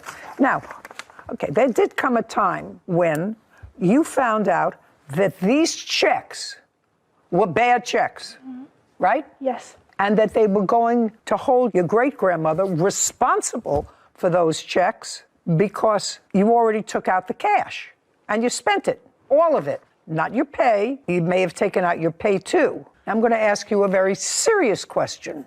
Did you give your father any portion of checks that he gave you? Did he say to you, well, this is work that I did for this woman, so if you cash them, you can give me some and you can keep the rest? Think carefully before you answer my question. No, Your Honor. So he just said to you, take these blank checks, fill them in, and deposit them. No, he's the one that filled them, and he just told me to say. I'm like, I looked at him. I'm like, Dad, are you sure? He's like, trust me, Lena, they're fine. I'm like, well, why would you trust him? What does he go to jail for? Way different stuff from the. Sounds like a dreamboat. Well, so now I'm going to ask you.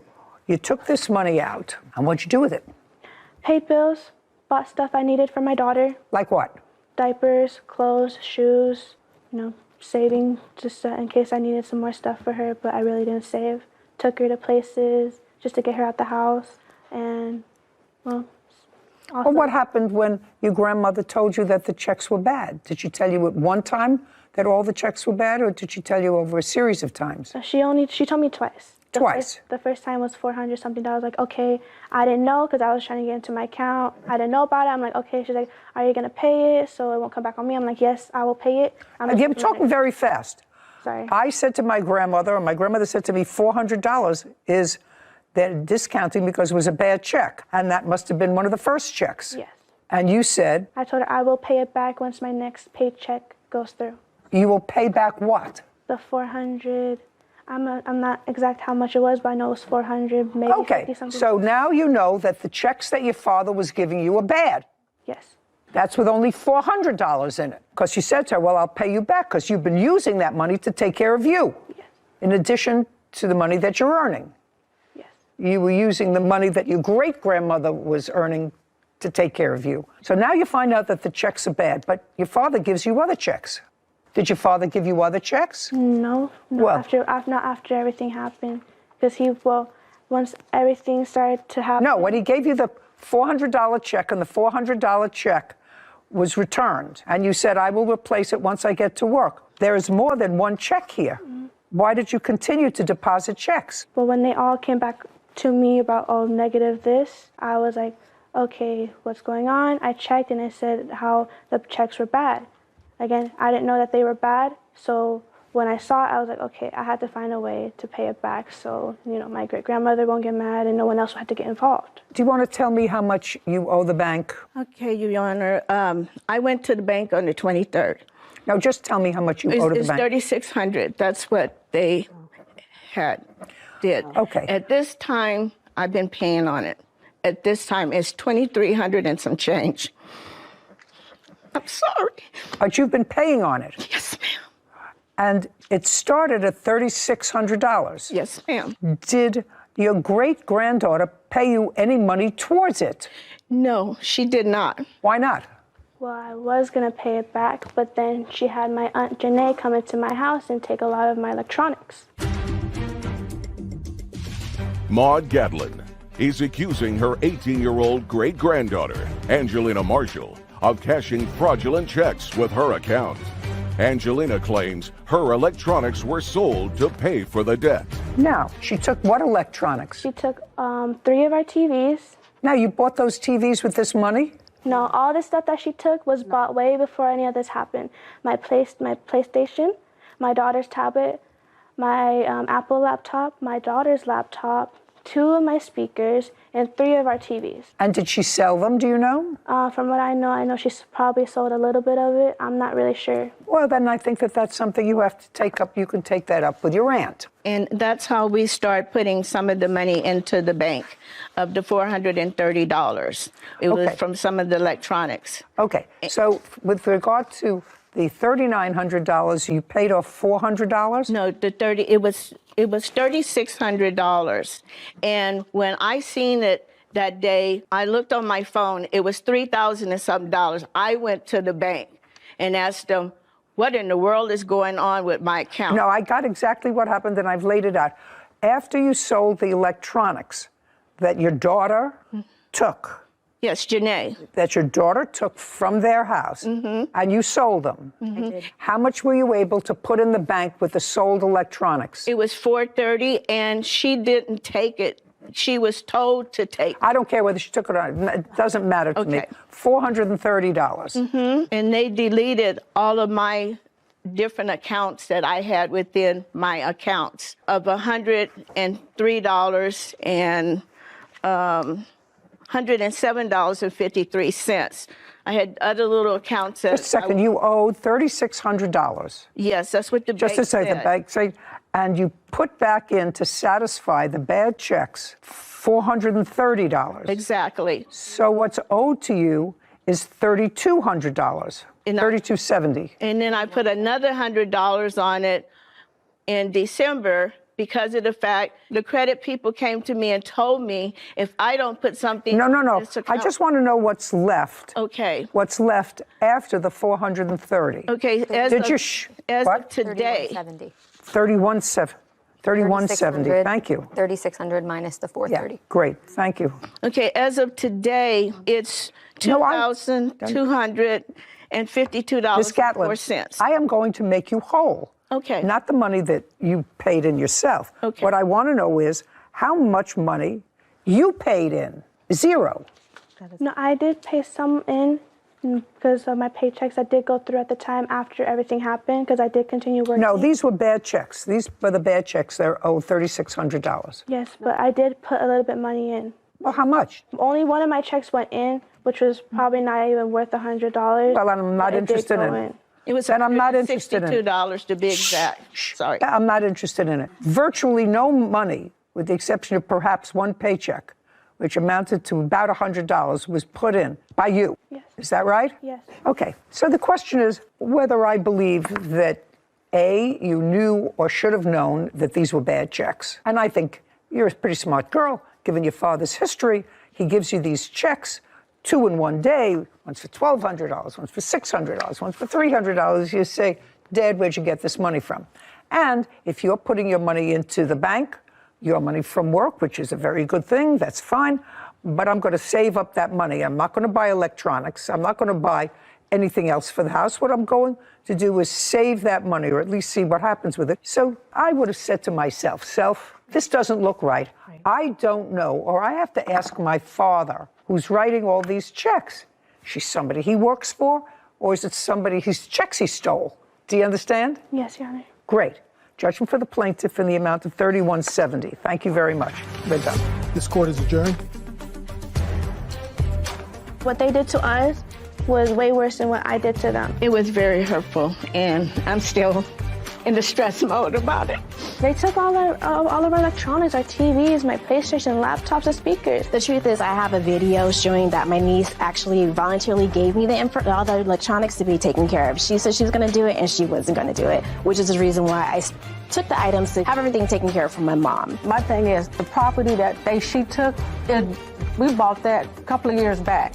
And that shouldn't have nothing to do with what's going on now. We're not happy people. And, to be honest with you, because of the fact that they did our mother like this, we don't have anything to do with them. Well, all I can say is she'll never see me or my child again. And that's generations going out of her life over some petty stuff that could have been dealt with easily. I don't know if it can be solved. God will be that answer. Don't do your family wrong, even as much as you love them, because they raised me with her since I was 4, and they still did me wrong growing up, and they still did me wrong today. You can't trust anyone in your family, but that doesn't mean don't do them wrong. Because I never thought my family would do this to me. Another great lesson in the dangers of co-signing anything for a car, for a dog, for a bank account, because I'm sure the great-grandmother plaintiff would not have accepted checks from her previous son-in-law, knowing his background and knowing, at least she would have asked the follow-up question. So I understand the daughter's position of, hey, I know what he's been involved in, I don't want to be involved, but if that's your stance, you can't benefit from taking checks that you know are probably dirty. So, and unfortunately, the grandmother didn't get a crash course from us on the dangers of co-signing on a bank account. Because they can not only evidently go into your bank, that particular account, but they can attach any other account. Like she had said, they drained all of her other accounts to fulfill the debt. So there's real dangers in co-signing, even with someone that you love, like your great-granddaughter. Yeah. Lynette Hernandez is suing her neighbors, Pamela Jackson and Ashley Jackson, for filing false CPS reports and defamation of character. Court come to order. All rise. Have a seat, please. Case 2176, Hernandez versus Jackson. Thank you. You're welcome. Ms. Hernandez, you and the defendants are neighbors. Yes. You more recently moved into the neighborhood? Yes, on February 25th of 2022. And you've been living there for about a year? Year and a half. I have complaints and cross-complaints. Each one of you are claiming that the other is guilty of harassment. The defendant, in addition to the harassment, says that there was an assault that would be on you? Me. On you, by the plaintiff. Yes. And false police reports to Child Welfare Administration. Each one of you is requesting serious damages as a result of this ongoing harassment and assault. And I gather from reading the papers that when you moved in, the whole bad feeling between neighbors started because of a parking space. Would that be correct? Correct. So your car is the white car? Correct. Tell me about the problem when you first moved in with the car, and go over to the chart. Okay. So a month after I moved in, I politely asked Pamela if she can... Pamela, that would be you? Yes. Your last name is Jackson? Yes. Okay. So you asked Miss Jackson, whose car is the car parked in front of yours? Yes, this one. Okay. So you said to Miss Jackson, go ahead. I told her if she could please scoot up. We were both pulling in at the same time. We were coming back at the same time, so I thought I could politely ask her if she could just scoot up. I don't know what that means, and perhaps other people do, but I don't. You asked her to move her car. Yes, just a little bit forward, because on the handicap, the yellow line ends right there. No, see, look at me. You asked her to, I see a handicap sign. So you asked her to move up. Yes. Why? Because she parks so further back, and when the neighbors park back there, I have to like parallel park, and sometimes I'm in a rush, so I just, want to just get out to go to work or to drop the kids off to school. So you you don't like to parallel park? I do, but sometimes I just wanted to politely ask her if she could just scoot up a little bit, because she has a bunch of space in the front. Well, so I just thought I don't see a whole bunch of space. What is handicap? Where is that handicap spot? Right here in front of her house. Right there? You have a handicap sign? When I moved in, I was told I could park there because that's the old one. No, I do not. You do not. So you shouldn't be parking there anyway. I was told I could because that was the old sign. That's why they dismissed the ticket that she called to get when I didn't move my car. Just a second. You can't tell me what somebody else said to you. There's a handicap sign. Police department, There's a Marshall. What, did you have something from the police department indicating that you can park in a handicap spot? No, they removed it the next day and dismissed it because of that. Just a second. Is the sign still there? No, they removed it immediately. Okay, fine. Because the sign was removed? Yes. And what is that alleyway where the trash can is? That's the driveway for the next door neighbor's house. Just a second. So that what she's doing in parking her car there is permitting the trash cans, which are supposed to be out into the street, right? Point to the trash can. Yes, right here. So the trash can is supposed to be out in the street. In order to get back to the house, somebody who lives in that back house has to pull all the way around the trash can and her car if she moves her car up. Your Honor. It makes it that much more difficult for the person who lives behind. I understand. For trash day is understandable. I don't care. She doesn't. You have to understand, Ms. Hernandez, that she didn't have to accommodate you so that you don't have to parallel park. I just thought I could ask her politely, and I didn't think it was going to be okay. So let's go back a second. Now you can go back. So that's what started the trouble. You said politely. Tell me exactly what you said to her. Tell me exactly what you said to her, and you said that happened in March. Go ahead. I asked her, I said, excuse me, can you please scoot up a little bit so that I can parallel park? There was no trash that just day. a second. I don't care. Trash, no trash. That's how she doesn't have to figure Monday, Wednesday, and Friday I have to scoot up my car because she doesn't like to parallel park. Do you understand? Trash day, Monday, Wednesday, and Friday. Recycling Tuesday and Thursday, but not every week, every other week. So I have to remember to scoot up so that my young neighbor doesn't have to parallel park. It's ridiculous. Okay. It's ridiculous. Is that the way she asked you? No. What did she say? The way she told me was, ma'am, I would appreciate if you would just move around and park in the back. Now, the alleyway, it's illegal to park. Just a second. She said, let's go slowly. So ma'am. She said, ma'am, I would appreciate if you would please move around to the back alleyway. I need parking for all my friends and family. No, not true. Your Honor, that's not true. Yeah, I don't believe that.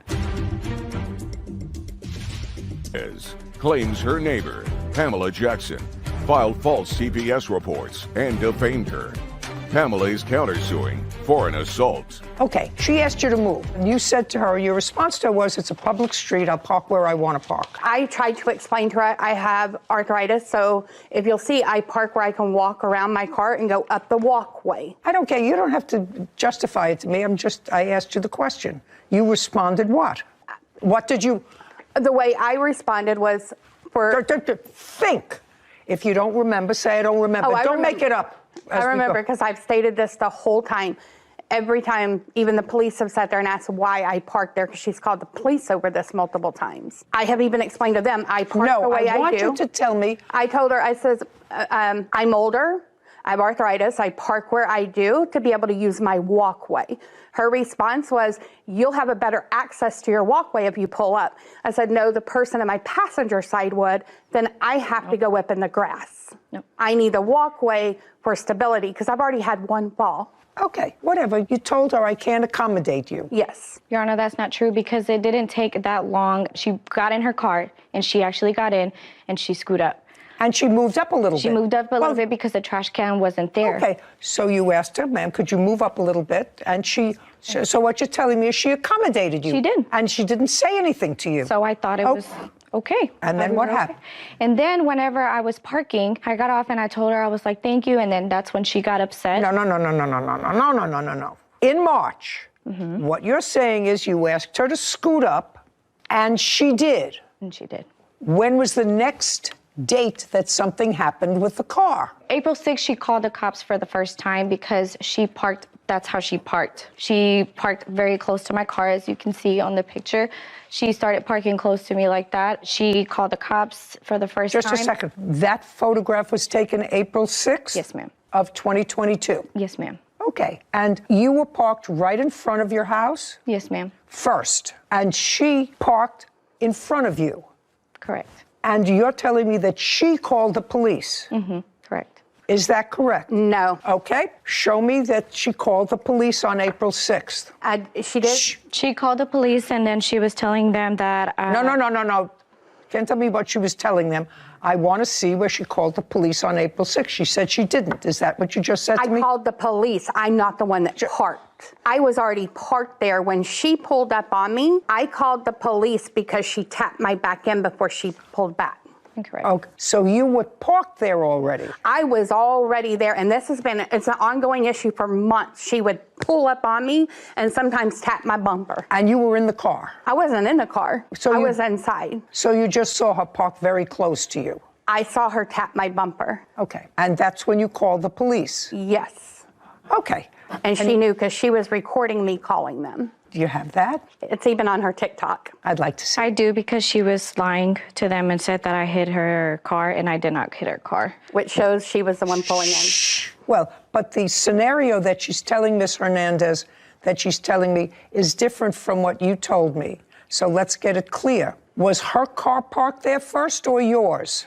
Mine was parked there first. And she says hers was parked there first. That means that she would have to back into that spot, whatever it was. And she did. Just a second. That's what you want me. She backed into that spot and backed in very close to your car. Yes. I don't believe that. This is. I don't believe that. That doesn't. Okay. I don't believe that. You're going to have to prove that to me, because that would be silly. I see what you're showing me. What you're showing me is consistent with the cars being very close together, but you want me to believe that she actually backed into that spot. She did. Oh, it's a video? Your Honor, she did park like that day. Yeah. I hope this video will show me that. I don't know what this, Sarah. Yeah. Am I getting the whole? Yeah, you don't have to keep hitting it. That's the whole video. That's it. Could we do it again? Yeah. Thank you. If I hit it, maybe I hit it on the table. Yeah, I don't think so. Well, that only works with your phone. It only works on my Yeah. phone? It's fresh math. Yeah, all right, this is useless. Okay, so the police came out, and was there a police report? I have it right here. May I have it, please? Who else lives in the house with you, Miss Hernandez? Me and my 2 children. Oh, well, that was nasty. Over a parking space? How unfortunate. I'd like to see that. Absolutely. Thank you.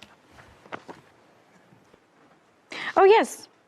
The officer actually didn't believe her because there was nothing on her car. Doesn't have to be anything on her car. But she's you making... you tap somebody's bumper, there isn't always damage. That's close enough for me. Okay, give me the paper back. The officer did not believe her because she lied. She made false accusations, saying that I was threatening her with a knife and with a baby in my arm. Officer didn't believe her because... Don't tell me what the officer believed or what the officer didn't believe, madam. It's irrelevant what you think the officer believed. If the officer was here, I would question the officer. Okay, it all started over a parking space. And you have to understand, I'm not sympathetic with you. You move into a neighborhood, something is established in the neighborhood, because I'm sure she didn't wait to park in that spot just when you moved in. That's where she's been parking her car. It's not that you don't have a place to park. You have a place to park in front of your house. That's the defendant's house. Her car is parked right in front of her house. You have a place to park. Your car is parked right in front of your house. You want her to move to make it easier for you so that you don't have to struggle to park so you could just scoot in and scoot out. I just didn't want to risk hitting her car for being in a rush because the people behind me would park pretty close up. Who cares? It's a public street. I don't care if you park on Mars. Then park someplace else on the street. It would bother me if that was my driveway and there was a car that was right up to the edge of that driveway, causing me to have to swing out wide every time I pulled into my driveway. And I couldn't do it during trash days because it's even a wider turn. Also that you didn't have to parallel park. I'm telling you, I'm not sympathetic with that. Lynette Hernandez has accused her neighbor, Pamela Jackson, of defaming her on social media. Pamela claims Lynette assaulted her with a trash can. Okay, how old are you? I'm 27. You're 27. Well, that makes sense. Is that called Your Honor, Gen X? Is that a Gen X? What is that? I think it's a Gen Z. Gen Z. Gen Z. Yeah. Gen Z, yes. Your Honor, There's a whole bunch of entitlements with Gen Z people. Your Honor, I don't think it's, Just a second. Your Honor, I don't think it's fair that she has called CPS on Just me. a second. We're not talking about fair. Right now, we're talking about parking. Well, right now, we're talking about what precipitated this bad feeling. And I agree with you. We'll get to the rest of the harassment, but what I'm telling you is you're off base here. You're not entitled to a public street parking spot that may or may not inconvenience somebody else. You have a spot in front of your house. But if the reason you told her to move her car and the people behind is because you don't like to parallel park, that is sort of an entitlement. I'm just telling you, Ms. Hernandez, that's sort of an entitlement that what generation? Gen Z. Gen Z. This is going to cause the demise of this country. There is no entitlement to park right in front of your house, comfortably. There's no entitlement to that. You wanted that, you should have bought a house that had a garage. If that started the problem, I'm telling you that you were wrong. She had the garage. That doesn't give her license to do bad things. Now, she can call the police if she thinks that you touched her car, which you probably did. You didn't damage it, but you probably touched it because you were annoyed, because that's a constant source of irritation. No, so I'm not concerned about calling the police. Understand this. I'm concerned about calling CPS because that's one of the issues here. And Miss Jackson, I believe, in her answer, said she did, in fact, call Child Protective Services. And I've actually Just a got second. evidence. Just Why? a second. You called Child Protective Services when? I made a call in August. Was it August or September? If you don't remember, you don't remember. You made a call to Child Protective Services based on 2 times. Twice. Well, there was the most recent one, so it's 3. So the first one. Just a second. So you called Child Protective Services 3 times? All 3 times, and I've got video evidence to why. Okay, I'd like to see the video evidence. Actually, pull that up. One of them has to do with the fact she was inside, and I'd been outside changing batteries. I went and verified my cameras, picked up the audio. She had been yelling at her daughter, threatening to beat her up. Okay, just a second. The first time you called Child Protective Services was in August or September of 2022. Correct. That's what you said. Why did you call Child Protective Services the first time? The first time was I saw her kind of shove her daughter backwards. You have that on tape? Did you find the tape on that one? Yes. I'd like to see it. Your Honor, they did not call CPS in August. Just a second. She says she did. August or September. So she's trying to claim earlier that I called in February, but that wasn't me. She had another situation going on. She even told the cop if it hadn't been for her telling me not to move my car, she wouldn't believe I was the one that called. Okay. Because she called the police on that.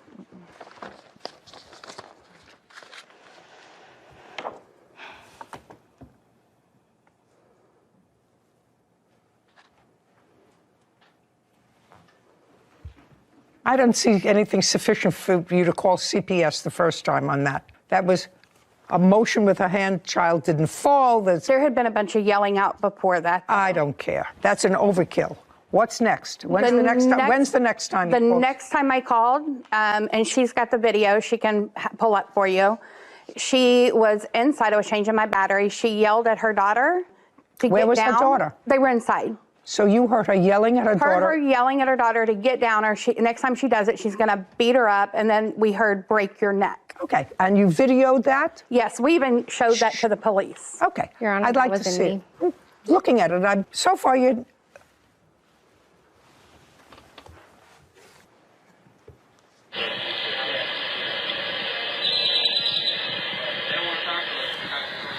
You hear anything?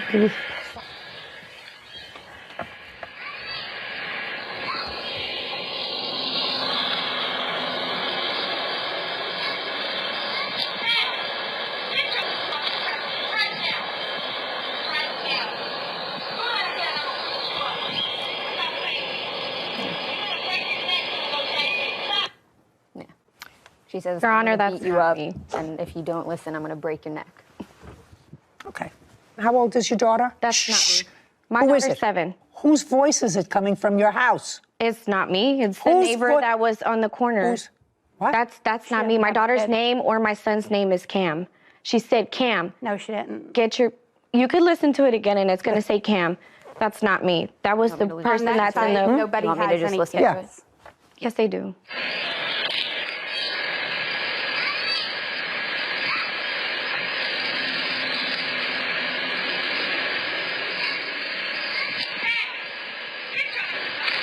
And then she says, hey, get off the couch right now. I'm going to beat you up. Stop playing. Okay. I'm going to break it. Oh, she says, you're going to break your neck. You're going to break your going neck. to break your neck. Yeah. Okay. That's not me. Second time. Just a second. Second time. Would I, based on that, she didn't say, I'm going to break your neck. She said, you're going to break your neck. After she threatened to beat the child up, I'm actually a victim of child abuse. I'm sympathetic with that, and I'm sensitive to that. I still think that that's a little bit of overkill, Miss Jackson. Let's go. Hello, xin chào cả nhà. Hôm nay mình sẽ quay lại hướng dẫn các bạn tô một bức tranh cô gái rất là xinh đẹp này. Hãy cùng bắt tay vào tô với mình nha.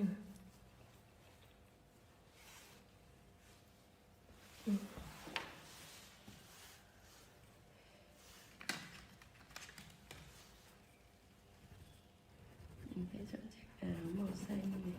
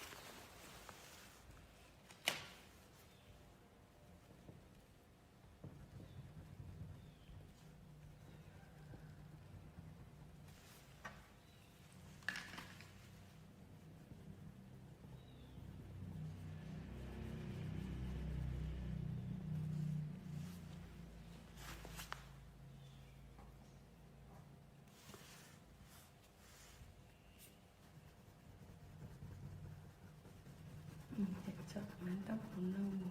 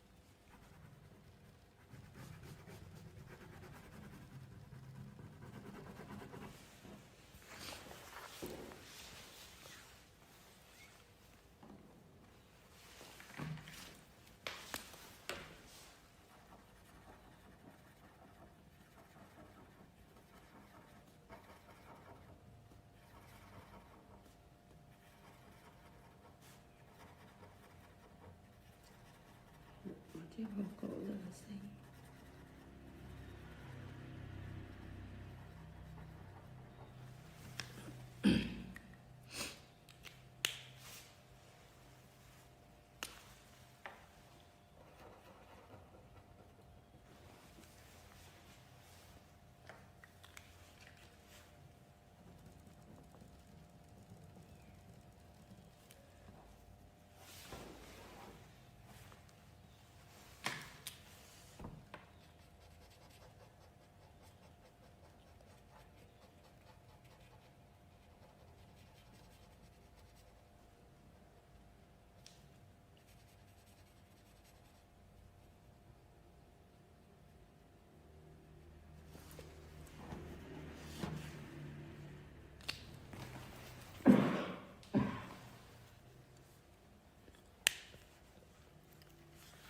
Vậy là mình đã tô xong bức tranh rồi đây các bạn. Wow, vậy là mình đã hoàn thiện xong bức tranh rồi đây mọi người ơi. Một cô gái rất là xinh đẹp này. Mình rất là ấn tượng bức tranh này đấy các bạn ạ. Còn các bạn hãy để lại ý kiến của các bạn cho mình và mọi người cùng biết với nha. Và bây giờ xin chào và hẹn gặp lại các bạn ở những clip thu màu lần sau. Bye bye.